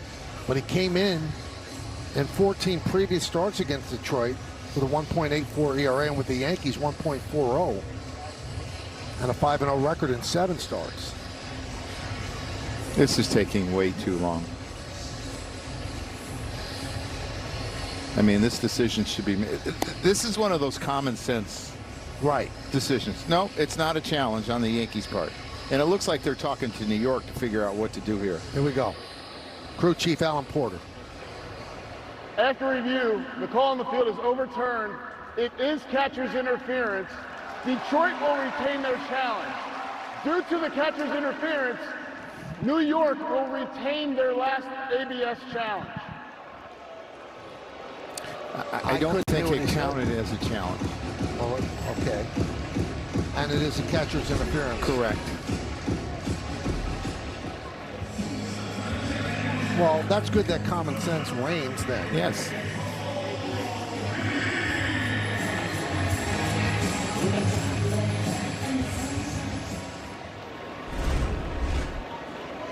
Looks like the Yankees still have their 2 challenges. No, yeah, they had lost 1. They had 0. They took 1 away. Right, so they just put 1 back. Okay, Yes. and the Tigers have both of theirs.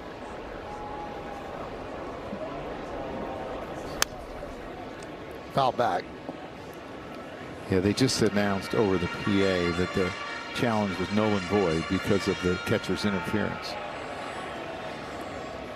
That took a long time to get to an obvious point. Well, that's a first, probably.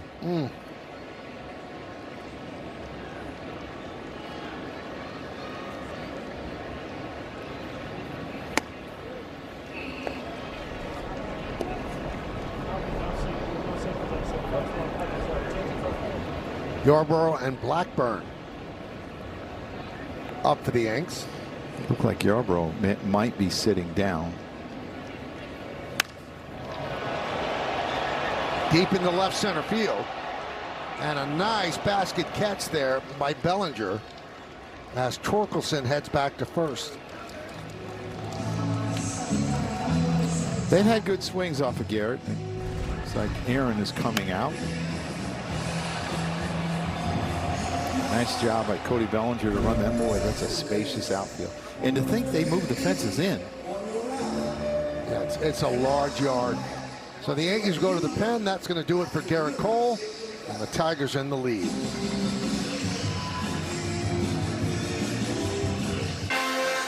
Yankees baseball on Yes is brought to you in part by your local Tri-State Genesis retailers. Learn more at genesis.com. By the New York Lottery. Play today and start imagining you'll win. And by Hyundai. Hyundai gives you America's best warranty on every new vehicle. Visit Hyundai.com for more information. And the Yankees played with Detroit as well. All them boys like to hit a lot of homers, too. Yep. There's Paul Blackburn taking over for Garrett Cole. Runner at first base, 1 man out. And the Tigers up 5-1, bottom of the 5th. Yeah, he's pitched really well for the Yankees the month of June. 9 2/3, only giving up 2 runs. Yesterday was really good. Now, we gave the stat yesterday, Joe, that I think baseball's on pace to have over 100 catcher's interferences this year. Yes. And over the last 10 years, it's gotten worse every single year. Is it all about framing? Yes, I believe they try to get as close as they can to get that low pitch. Going to be another challenge on that ball call. Call is overturned. Detroit has 2 challenges remaining. So that was the Tigers challenging the strike call. So the call is overturned. They retain 2 challenges.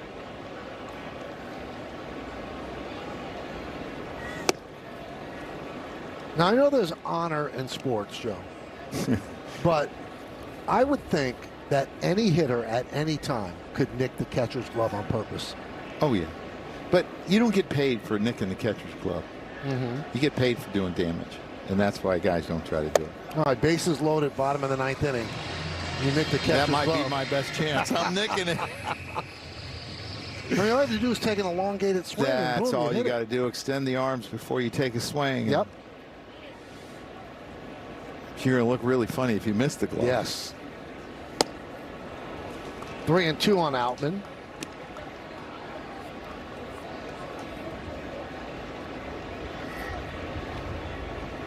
I don't know anybody who was any better at than Jacoby Ellsbury. Yeah, he was great at it.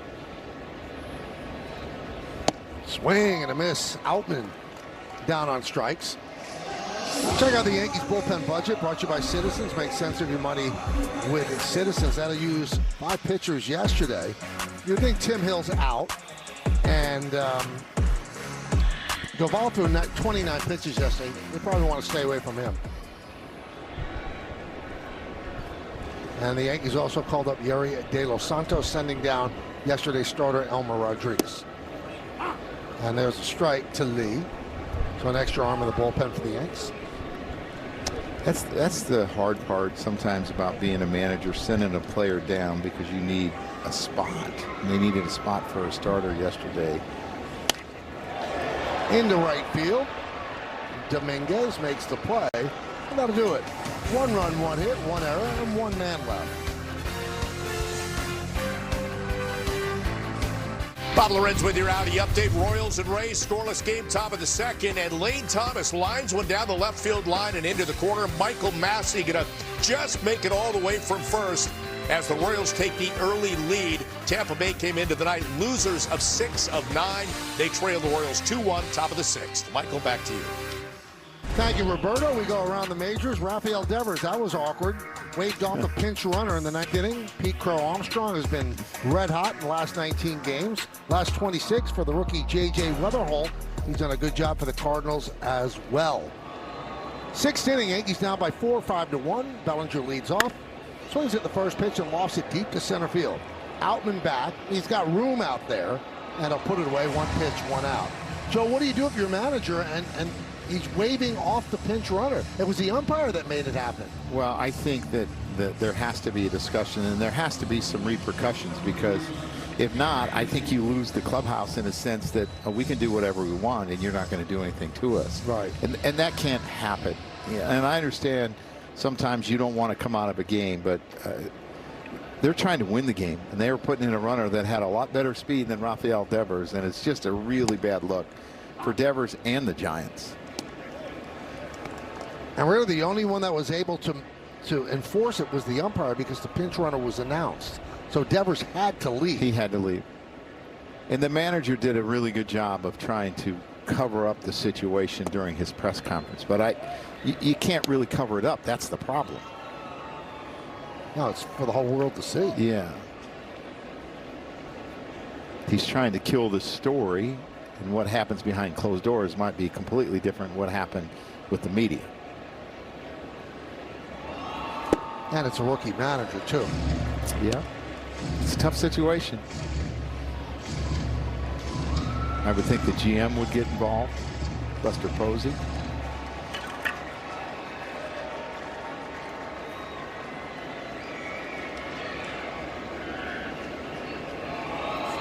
And it's a tough situation. He's your highest paid player. You made a high profile trade with the Red Sox to get him last year. You trumpeted about this is the guy, we're going to build around him. It hasn't been good. And you gave up a really good left-handed starter, Harrison, who the Boston turned around and gave up to Milwaukee, and he's pitched great. Fouled away down the right field line.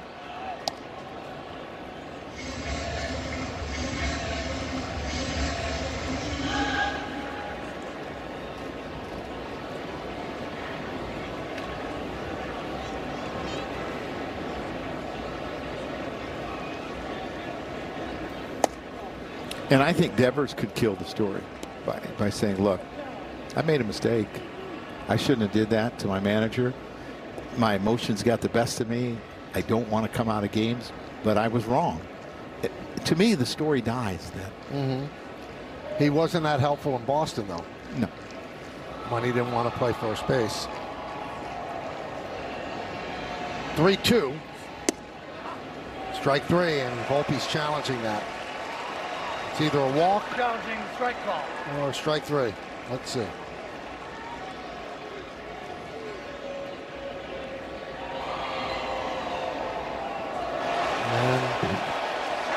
Call is confirmed. New York has 0 challenges remaining. And that entire ball was in the strike zone. So the Yankees playfully have a fine in their kangaroo court.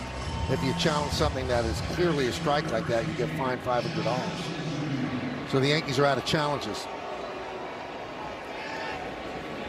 I wonder how many challenges are lost just because of emotion. A lot. Right. I think most of them.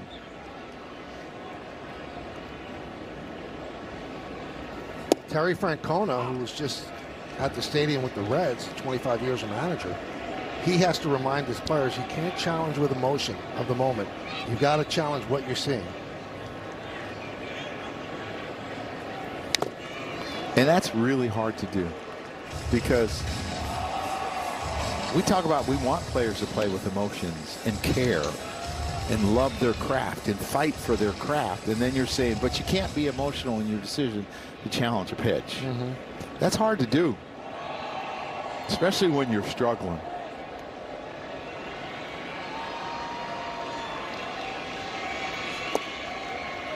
That's why if I could change any of the replay rules, the other challenges all have to be challenged by players. Can't look at a video screen, can't come from the dugout. But I think that's a little bit more difficult because you can't see everything in some of the challenges as a player. The other ones. Swing and a miss. Boy, he has really struggled against Valdez, who has retired 10 in a row. Well, fans, when you get Gotham, you get live games and exclusive Yankees content. Download the Gotham Sports app to stream highlights, features, podcasts, original series, and so much more. And if you get Yes on TV, then you get the Gotham Sports app for free. So download and sign in today. Ty Cobb at first. Wasn't really well liked either. Feet first and a little high. Yep, and sharpened spikes. Tigers lead 5-1 on the Montefiore Einstein scoreboard. 5-9-0 for Detroit. 1-4-2 for the Yankees. And Garrett Cole, probably his most difficult start since coming back off the IL.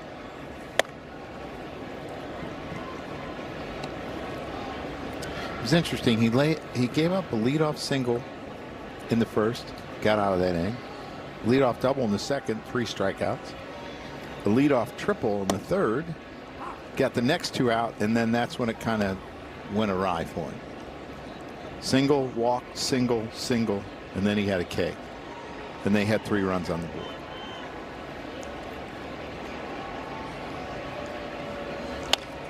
Ground ball second base. They get McKinstry. 1 down.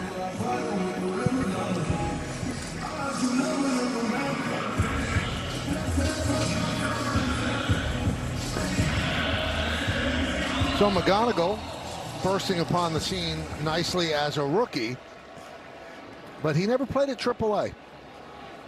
He only played 46 games at AA. And it looks like he's conquered every level, including this one. You know, it was interesting. He had a really good April. He struggled in May, so you start to say, are they figuring him out? Well, June, he has been outstanding again. That one is driven into right field. Right there is Dominguez to put it away, 2 down. And when I say struggle, he hit like 240 with a 360 on base. I mean, not awful. No, that's not bad. But that's a struggle for him. And what a way to burst on the scene. He had 4 hits on opening day. Here's Dylan Dingler. He's 0 for 3. Came into the game hitting .386 in the month of June. Another big day yesterday. Hit a home run in the 8th to make it 3-2. They were down.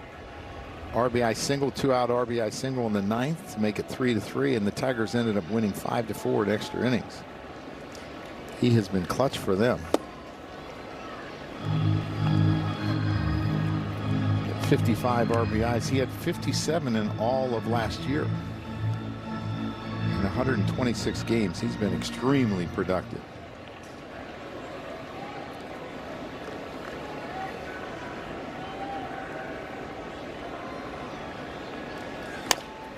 Grounded foul.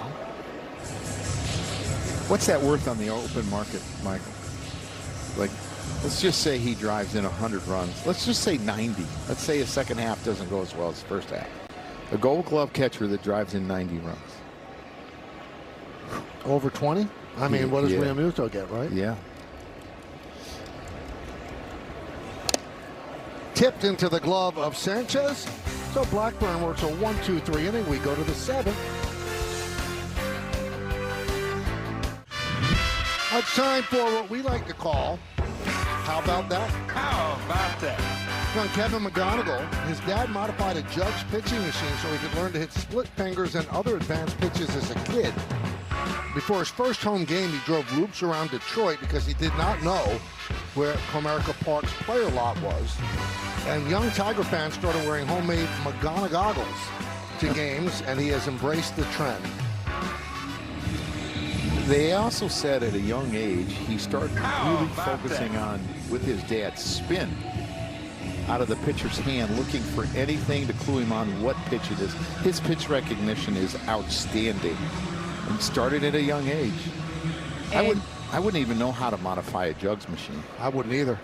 Well, guys, here's the funniest thing. Jason Beck for MLB.com did a great article for Father's Day, and he said he was hitting those splitters at the age of 10, and at that point in time, he didn't even know what a splitter was. Amazing. Probably got pretty frustrated at times, but it really, really paid off. There'll be a lot of kids that start to do that now. Drew Anderson has taken over for Framber Valdez, who gave them 6 strong, retiring the last 10 Yankees he faced. Anderson out of the bullpen could give A.J. Hinch multiple innings. Yeah, he's done a really good job. He spot started for them. He's got fastball up to 97, a changeup, a curveball, and a slider. He's kind of been the jack of all trades kind of guy, Michael. And he's got that kick change. Just look at those goggles, Michael. Those look like Harry Carey's glasses. I don't get it.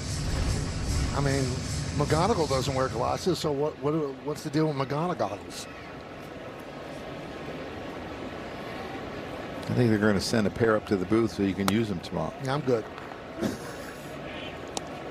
2-2 on Dominguez, who was 0 for 2 against Valdez. Anderson spent the last 4 seasons overseas. He was in Japan for 22 and 23. Then he spent the last 2 years in Korea. And last season in the KBO, 30 starts, 2.25 ERA. So the Tigers signed him to a 1-year, $7 million deal in December.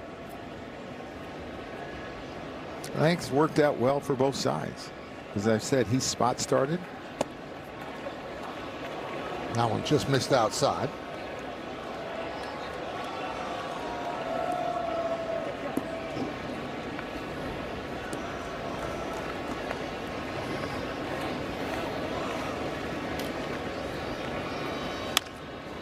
That one is hit into right center. Outman is there. Kind of off the end of the bat by Dominguez. 1 down.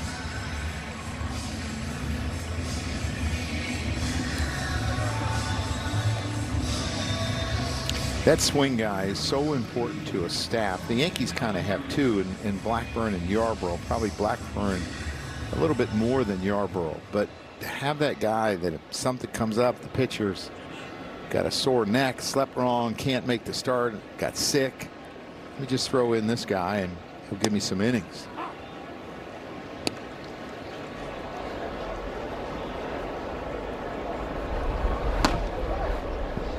See Yarbrough up there, probably up for the lefties. 0-2 on Caballero. He walked, stole a base, and scored.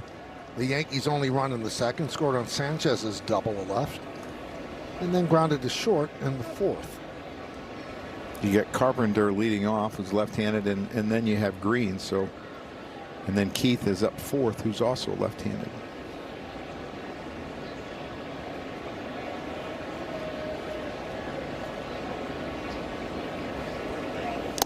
Swing and a miss. Caballero down on strikes.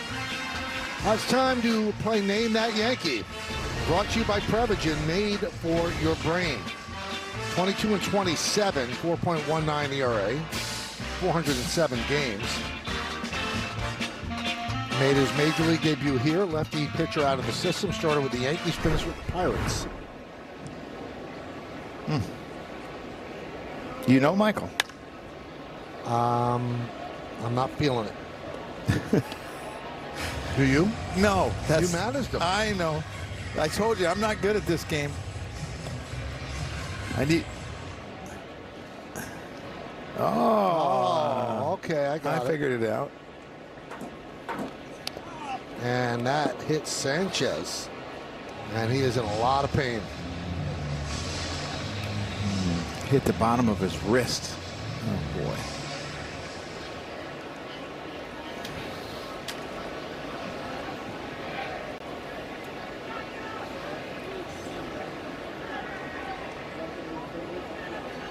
Tim Lentic, the athletic trainer, tending to Ali Sanchez.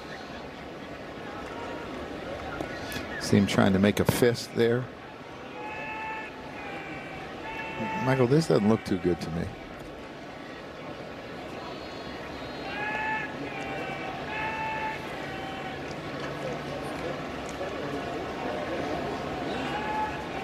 They have Wells on the bench, and then we mentioned J.C. Escara is on the taxi squad because Sanchez is due to leave the Yankees at any point because his wife is about to have a baby.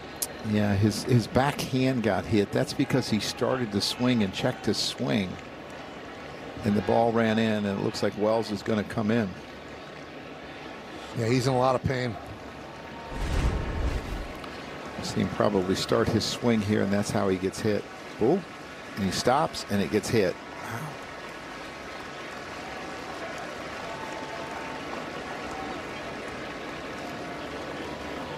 And that hit flush. That it was not a glancing blow. And I know that's a pretty big bone there, but God, you hope nothing's wrong. So Austin Wells will pinch run and then obviously take over behind the plate.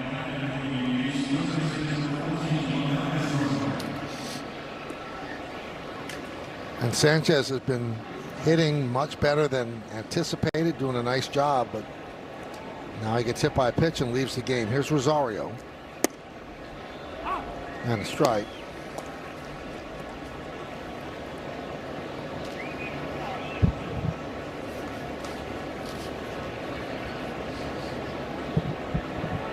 Rosario 0 for 3. This guy's that one to right field. Going back, Carpenter. He's going to turn, look, and that ball's gone. Just cleared the wall. An opposite field home run for Rosario. A 2-run shot, and it's 5-3 Tigers. You don't see that happen a lot in this ballpark where guys go opposite so easily, and that's his 4th home run off a right-hander, 7 total. The Yankees right back in this game. All of a sudden it's 5-3, and they're base hitting the blast away from tying this game up. had 6 home runs all of last year. He's already surpassed that. There's Ben Rice 0 for 3 against Valdez. Foul back to the screen. Looked like a kick change maybe, or sinker. It's hard to tell. Whatever it was up, and it was middle in, and he pushed it the other way, and he pushed it a long ways. High fly ball, deep left field. Green back. He's on the track, and he puts it away. A lot of room out there for the final out. But the Yankees get 2 runs, 2 big runs. Time for the 7th inning stretch. Time for your Ford Studio update. Bob and Jack with you, and certainly not the kind of start Garrett Cole was looking for tonight. Yeah, we talked on the pregame, Bob, about how powerful he was in his last start. This start, 24 batters faced, 10 reached, 5 scored. A lot of traffic on the bases, a lot of at-bats that he lost. But Yankees trying to make a game of it, and in terms of that Detroit bullpen, they've had 23 games this year in which the lead has been lost. That's tied for the Major League high. See if they can battle back. Michael Joe, take it away, and we'll see you on the postgame. Thank you, guys. So Jack Curry with some optimism there. It's 5-3, 5-9-0 for the Tigers, 3-5-2 for the Yanks. Cole went 4 1/3. Rosario just with that 2-run home run, gives the Yankees some life there in the top of the 7th. Valdez, very good over 6, and the 21-year-old Kevin McGonigal's having a big day. New pitcher for the Yankees, the lefty Ryan Yarbrough, allowed 4 runs Saturday against the Reds. Wells takes over behind the plate after pinch running for Sanchez. Michael, do you wonder why, like, the catcher doesn't have a molded earpiece like you do as a broadcaster? Yeah, you do wonder. Matt Bierling pinch hitting for Carpenter.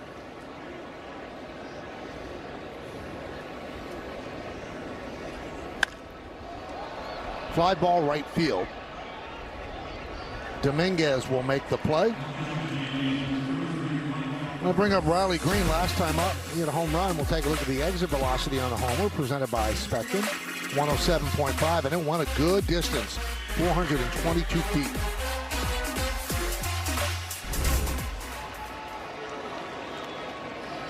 That was his 9th home run of the year. He scored 2 runs in this game.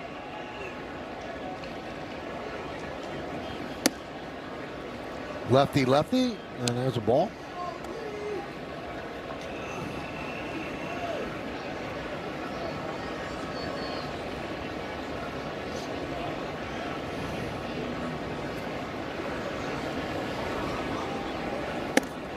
Leads all of baseball in batted balls in play, hitting .399.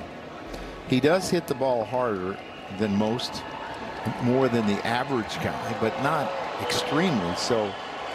He's probably had a little bit of luck involved, and I would think being a fly ball hitter, he's had some balls fall in front of outfielders because he has a severe uppercut. He's like Grandy was, that uppercut, and he's got power, and he hit home runs to all fields, but the biggest uppercut in baseball.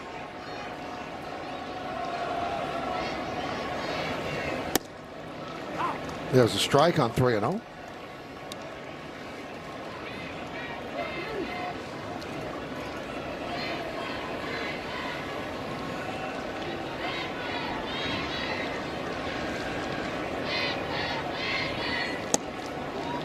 And the count full at 3-2, so from 3-0 to full. Green is the cleanup batter for the Tigers. Yarbrough, the 3rd Yankee pitcher. Cole started. Inning in 2/3 for Blackburn, and now Ryan Yarbrough. Way outside. And Green works a walk. Didn't take his bat off his shoulder. We got behind him 3-0. Taking 3-1, 3-0, 3-1. He didn't like what he saw, and that wasn't close. And here's Spencer Torkelson, 26 years old.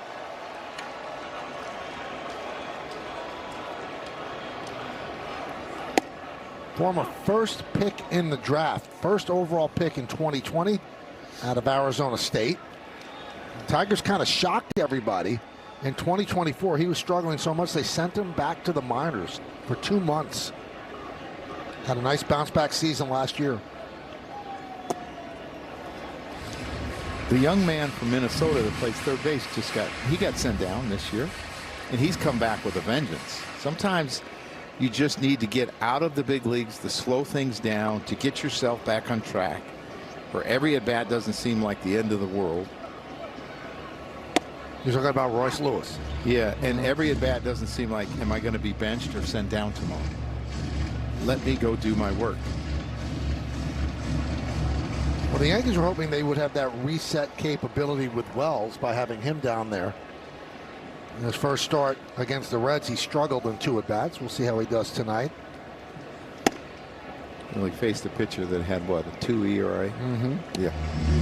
It's kind of like Spencer Jones's first. The bats were off of Mizorowski. Welcome to the big leagues.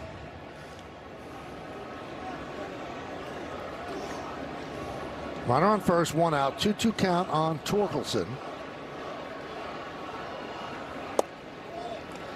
And the count 3-2. Last thing you want to do is give back the runs you just scored in the top of the 7th.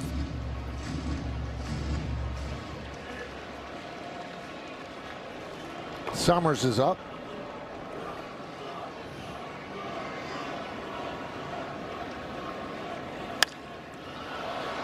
High fly ball.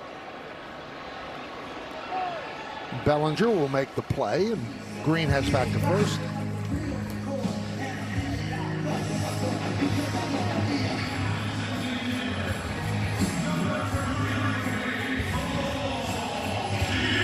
And here's Colt Keith, 1 for 3, RBI single in that 3-run third. Yankees trying to get Garrett Cole off the hook. Right now he's the pitcher of record on the losing side after pitching 4 1/3.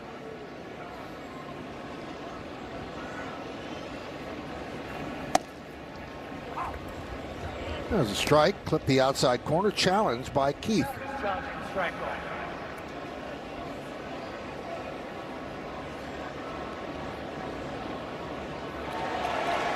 And he gets it right. Call is overturned. Detroit remains 2 challenges remaining. And that was 2.5 inches outside. You know what, that seems like a lot, but Michael, you know, you do your, just look at a ruler. It's really not that much.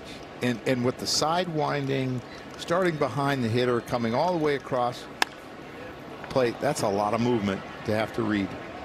Popped up in the infield, and Volpe makes the play. We played 7 here in Detroit.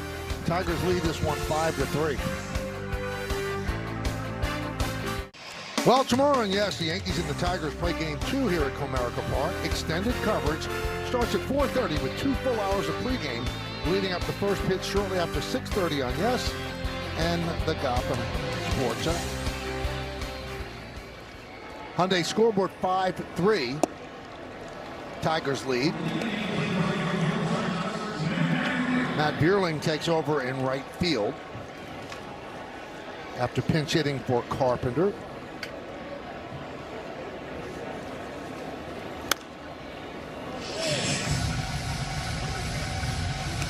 Tomorrow's game, it'll be Carlos Rodon against Casey Mize. And then on Wednesday, Tarek Skubal against Ryan Weathers. Goldschmidt 2 for 3 against Valdez. And he's down on strikes to start the 8th. And that'll bring up Bellinger. We'll take a look at a catch that he had in the 5th inning on the Allstate Good Hands replay. Well, a really spacious outfield. He had to run a long ways off of Colt Key. A lot of ballparks, this is probably against the wall, and it's probably a double. But again, a really, really big outfield, and it's good to have Belly out there. Now that's going to do it for Anderson, so they'll call on a left-hander with Bellinger coming up.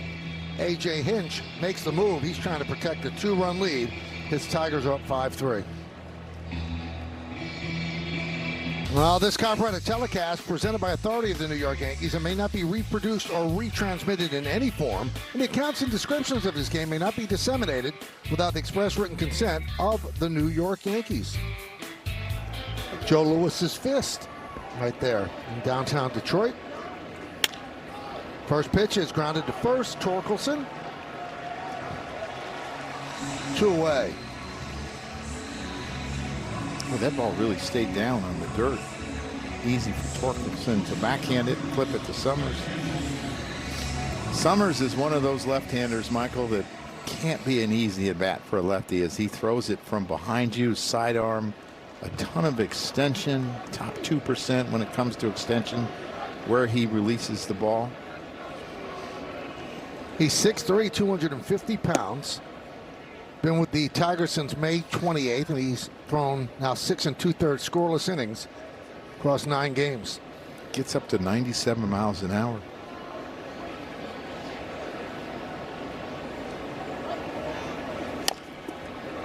Grounded deep to third. McGonigal, the long throw in the dirt. Picked by Torkelson, but Volpe beats it out. It'll be an infield single.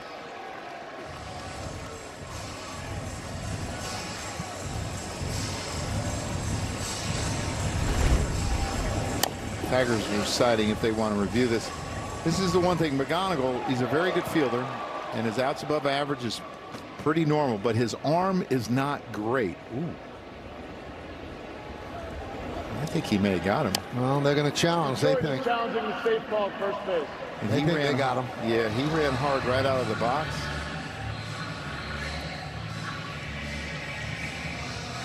I don't know. It's that close. Angle, I'm not sure. Yeah.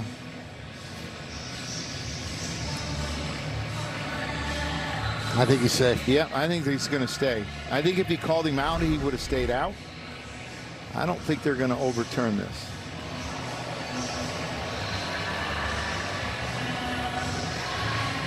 Not an easy pick for Torkelson because it's like right in that middle area. I think his arch comes down in the bag before the ball gets into the glove. I'm going to agree with you, Michael. After review, the call on the field is confirmed. The runner is safe. Detroit will lose their challenge. First base umpire Alex McKay got it right. Hot hitting continues. 2 hits for Volpe again tonight.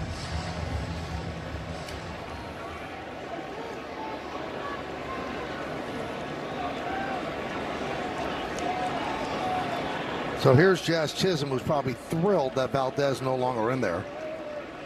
Had some really awkward swings against the Tigers lefty. Yeah, he didn't make contact with Jazz, so I don't think that's going to count as Jazz's one time to step out. Does have 3 homers off of left-handers. It's possible, Michael, if he leaves a fastball middle in.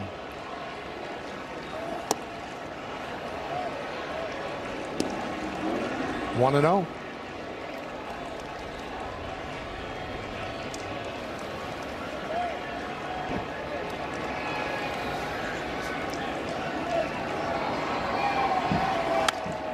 Fights it off and fouls it off. Jack Curry in the cut-in said that the Tigers have blown more late leads than any team in baseball. Yeah. Well, Will Vest has not had a great year this year. He was their setup guy last year. So they've had some problems in their bullpen. He has pitched better as of late.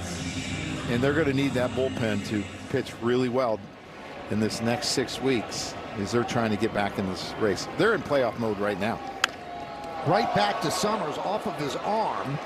Fielded by McKinstry. It's going to be a base hit. I think that knuckled on Summers because he just misfired on it. Well, I also think he got jammed, and I think he thought it was hit harder than it actually was. So he went to squeeze, and it's right at his face. I mean, you're trying to get your face out of the way. Your head is moving. You're going to look at this. This is right at his face. Get that face out of the way, and then you lose sight of the ball as your head turns to the left. You're not following it in the glove. Really, and it's knuckling. See how it's knuckling, Michael? Yep.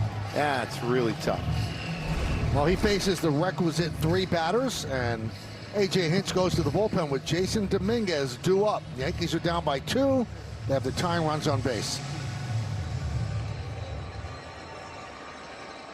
Well, fans, stay tuned for tonight's WB Mason Yankees postgame as Bob Lorenz, Jack Curry, and Dylan Betances are in the studio with highlights and analysis. Meredith Morakovitz gets player interviews in the clubhouse.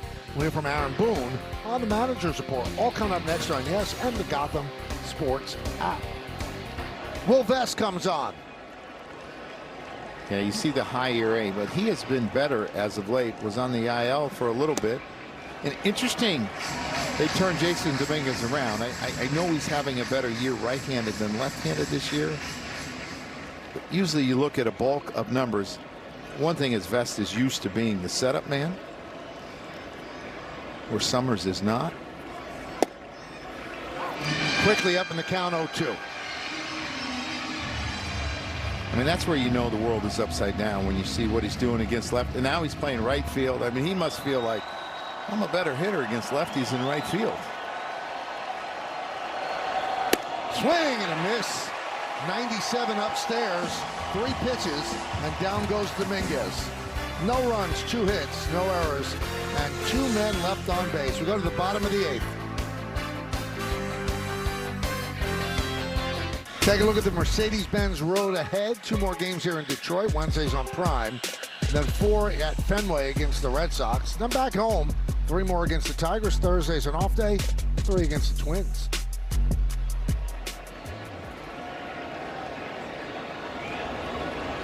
Outman will lead off. Yankees are in that central rotation for the most part. Cincinnati Reds, National League Central. And they do very well against the American League Central. Oh, yes, they do. Yarbrough, his 2nd inning of work. 2-0 on Outman. Bottom 3rd of the order for the Tigers. Yankees trying to keep it right here. Make a run at it in the 9th.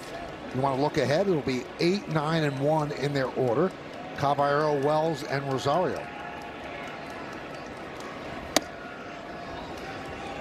They've got McMahon on the bench. They've got Jones on the bench from the left side and Schumann from the right side. I would think if at any point you needed a home run, you might hit Spencer Jones. And it might be for, interesting decision for Ahmed Rosario. Right. And there's a walk to Outman to start off the 8th. But you got to keep it right here. And that's not what you want, a leadoff walk. Outman can run. He doesn't have a lot of stolen bases because he hasn't been on base a lot.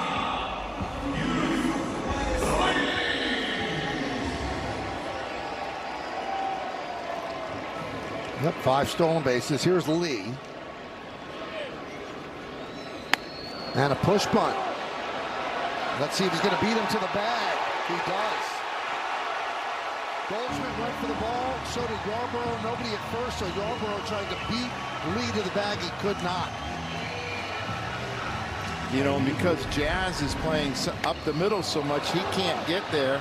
He probably assumed that Goldie wasn't going to go after, but Goldie has to go after it because if it gets by him, Yarbrough, he's going to be safe. Just a perfect New York bunt. is challenging the safe call at first base.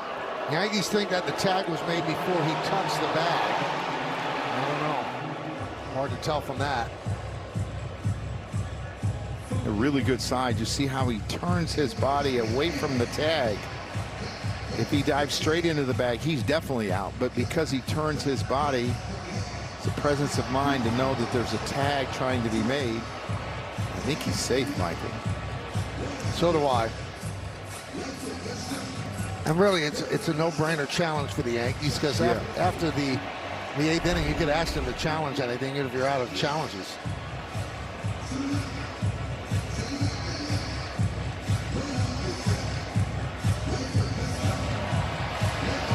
Everybody's watching it on the big board out in left field. And that big board that's up there, you can't tell when the tag is actually applied to his leg.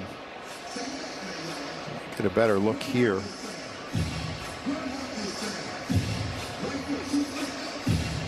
You know what makes it difficult, Joe? Black glove, black uniform. Yes. Not quite sure when it touches. The right day to wear the black uni, right?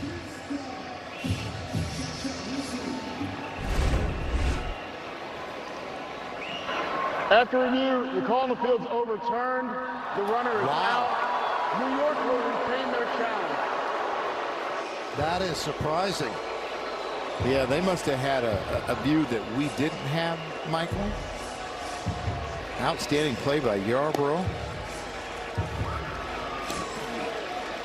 Yankees really do have one of the best in that challenge. Brett Weber is really special. He's been there a long time. He started with you, right? Yes. Yeah, he's really good at that. We used to work out together when he was in the minor leagues and I was with the Yankees. I would assume that they'll probably give him a sack bunt on that, although he's pushed the bunt like he was bunting for a hit. Oh, that's a sacrifice. Yeah, they did give him a sack. Yeah. One unassisted. So here's McKinstry with a runner at second. And a strike. McKinstry this year is 0 for 16 off the left-handers.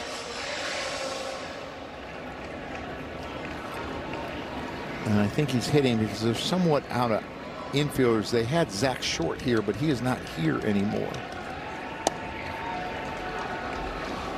They do have Trey Cruz, a switch hitter who actually played the infield most of his career, but is being played outfield since he got called up.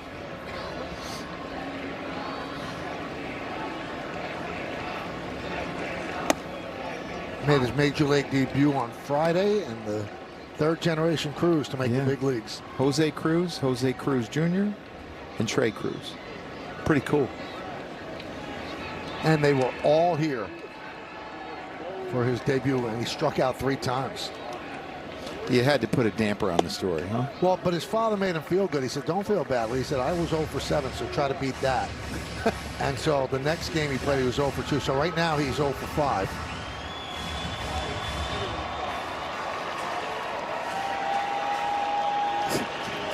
He's probably glad you're not his father. 3-2. Up the middle and grabbed there by Volpe. Spins, fires, got him. Volpe just saved a run with that play and got the out. Moving to third is Outman. Well, he has played better defense, I believe, since he's been here. He's +2 outs above average. Just an outstanding play. He goes to his left better than I believe he goes to his right. Spins really quickly and is able to make a really accurate throw. Stays on his feet. Gets something behind it and gets Zach McKinstry, who's now 0 for 17 off the left hand. That's an outstanding play. Not only does he get the runner at first, by keeping it in the infield, he keeps the runner at third. So here's McGonigal. Takes a strike. McGonigal is 2 for 4, 2 hits, and an RBI groundout.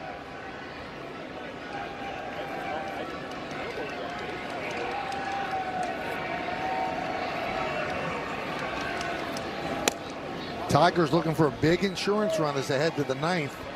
Right now you're in bloop and blast territory. 3 runs, a lot more breathing room.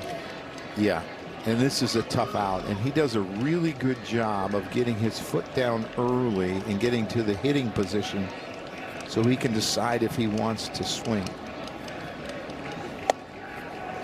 1-2. Well, there he was late. So much for that there.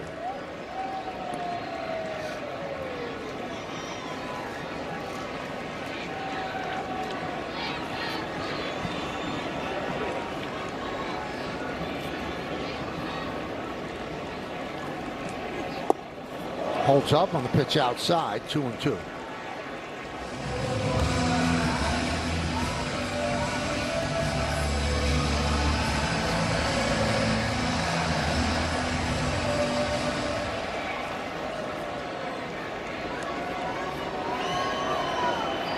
Two balls, 2 strikes, 2 outs, bottom of the 8th.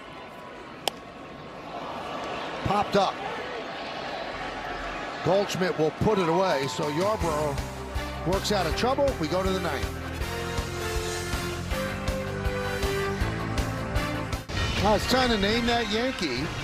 We'll look at the clues again, Joe. Phil Koch. A pretty good career. 407 games.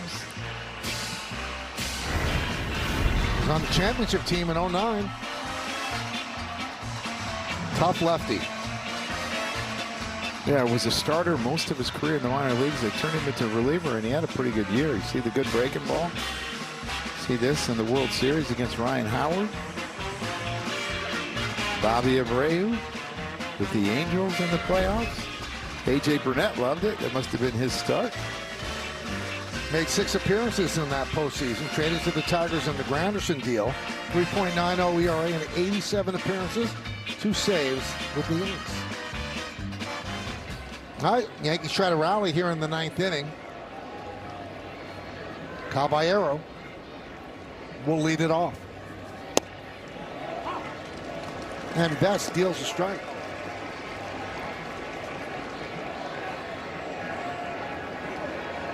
Torkelson wide of the bag at first. He's in on the grass.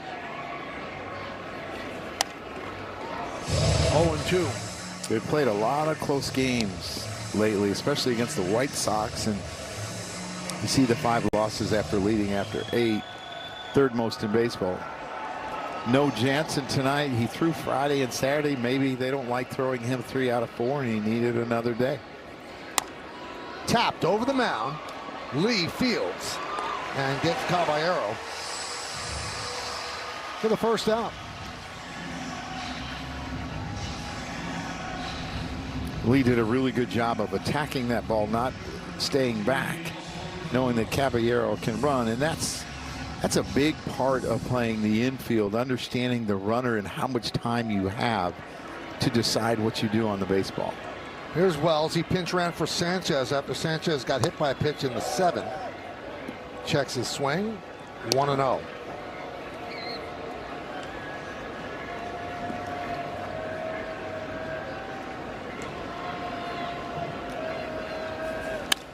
Up the middle, played perfectly by McKinstry.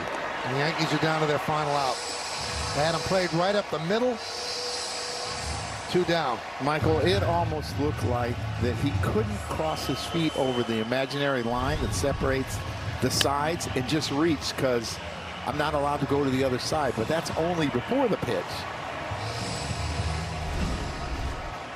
Well, he has the 2 lefties to go to. He's going to stay with Rosario, who had a 2-run home run against a righty.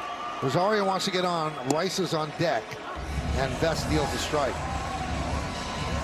Interesting enough, Rosario's actually been better against right-handers this year, hitting .277 compared to .231 against left-handers. Check the swing, 1-1.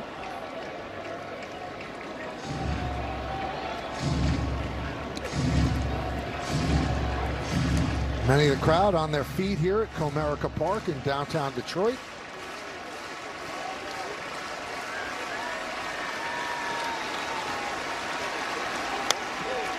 And now the Yankees are down to their final strike.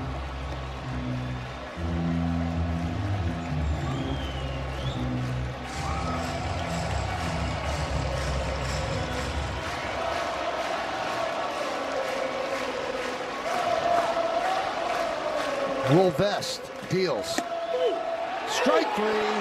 Ball game over, and the Yankees lose 5-3. They lose their 3rd in a row. Rosario did not like that call.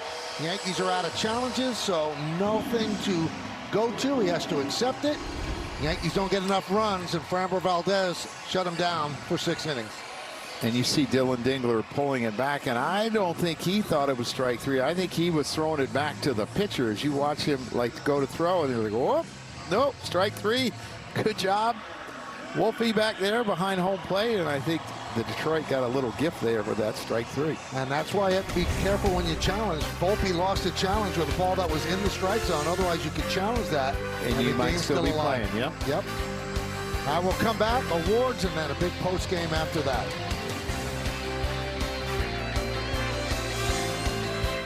Tigers beat the Yankees 5-3. Game-changing drive of the game brought to you by Audi and the all-new Audi Q3. Well, that came in the 5th inning off of Garrett Cole, a changeup. He left middle into Riley Green.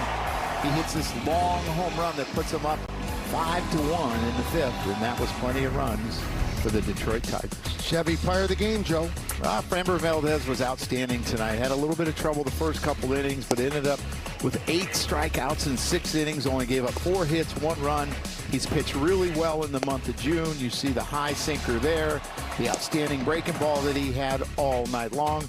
Retired the last 10 Yankees. 5-9-0, beating 3-7-2, took 2 hours and 44 minutes. Valdez 4th win, Garrett Cole 2nd loss. Coming up on the Yes Network, stay tuned for the WB Mason postgame show with Bob Lorenz, Jack Curry, and Dylan Betances. Special thanks to producer Troy Benjamin, director Michael Cooney, Mike Webb, and the executive producer is Jared Ames Boschnack. Join us again tomorrow for Game 2 against the Tigers right here at Comerica Park. Coverage begins at 4:30 p.m. on Yes, with first pitch coming shortly after 6:30. Once again, the final score, the Detroit Tigers 5 and the New York Yankees 3. For Joe Girardi and Meredith Morakovitz, I'm Michael Kay saying see ya from Comerica Park in Detroit, Michigan. Now let's go to Bob Lorenz, Jack Curry, and Dylan Betances standing by in our Yes Network studios with the post-game show. Guys?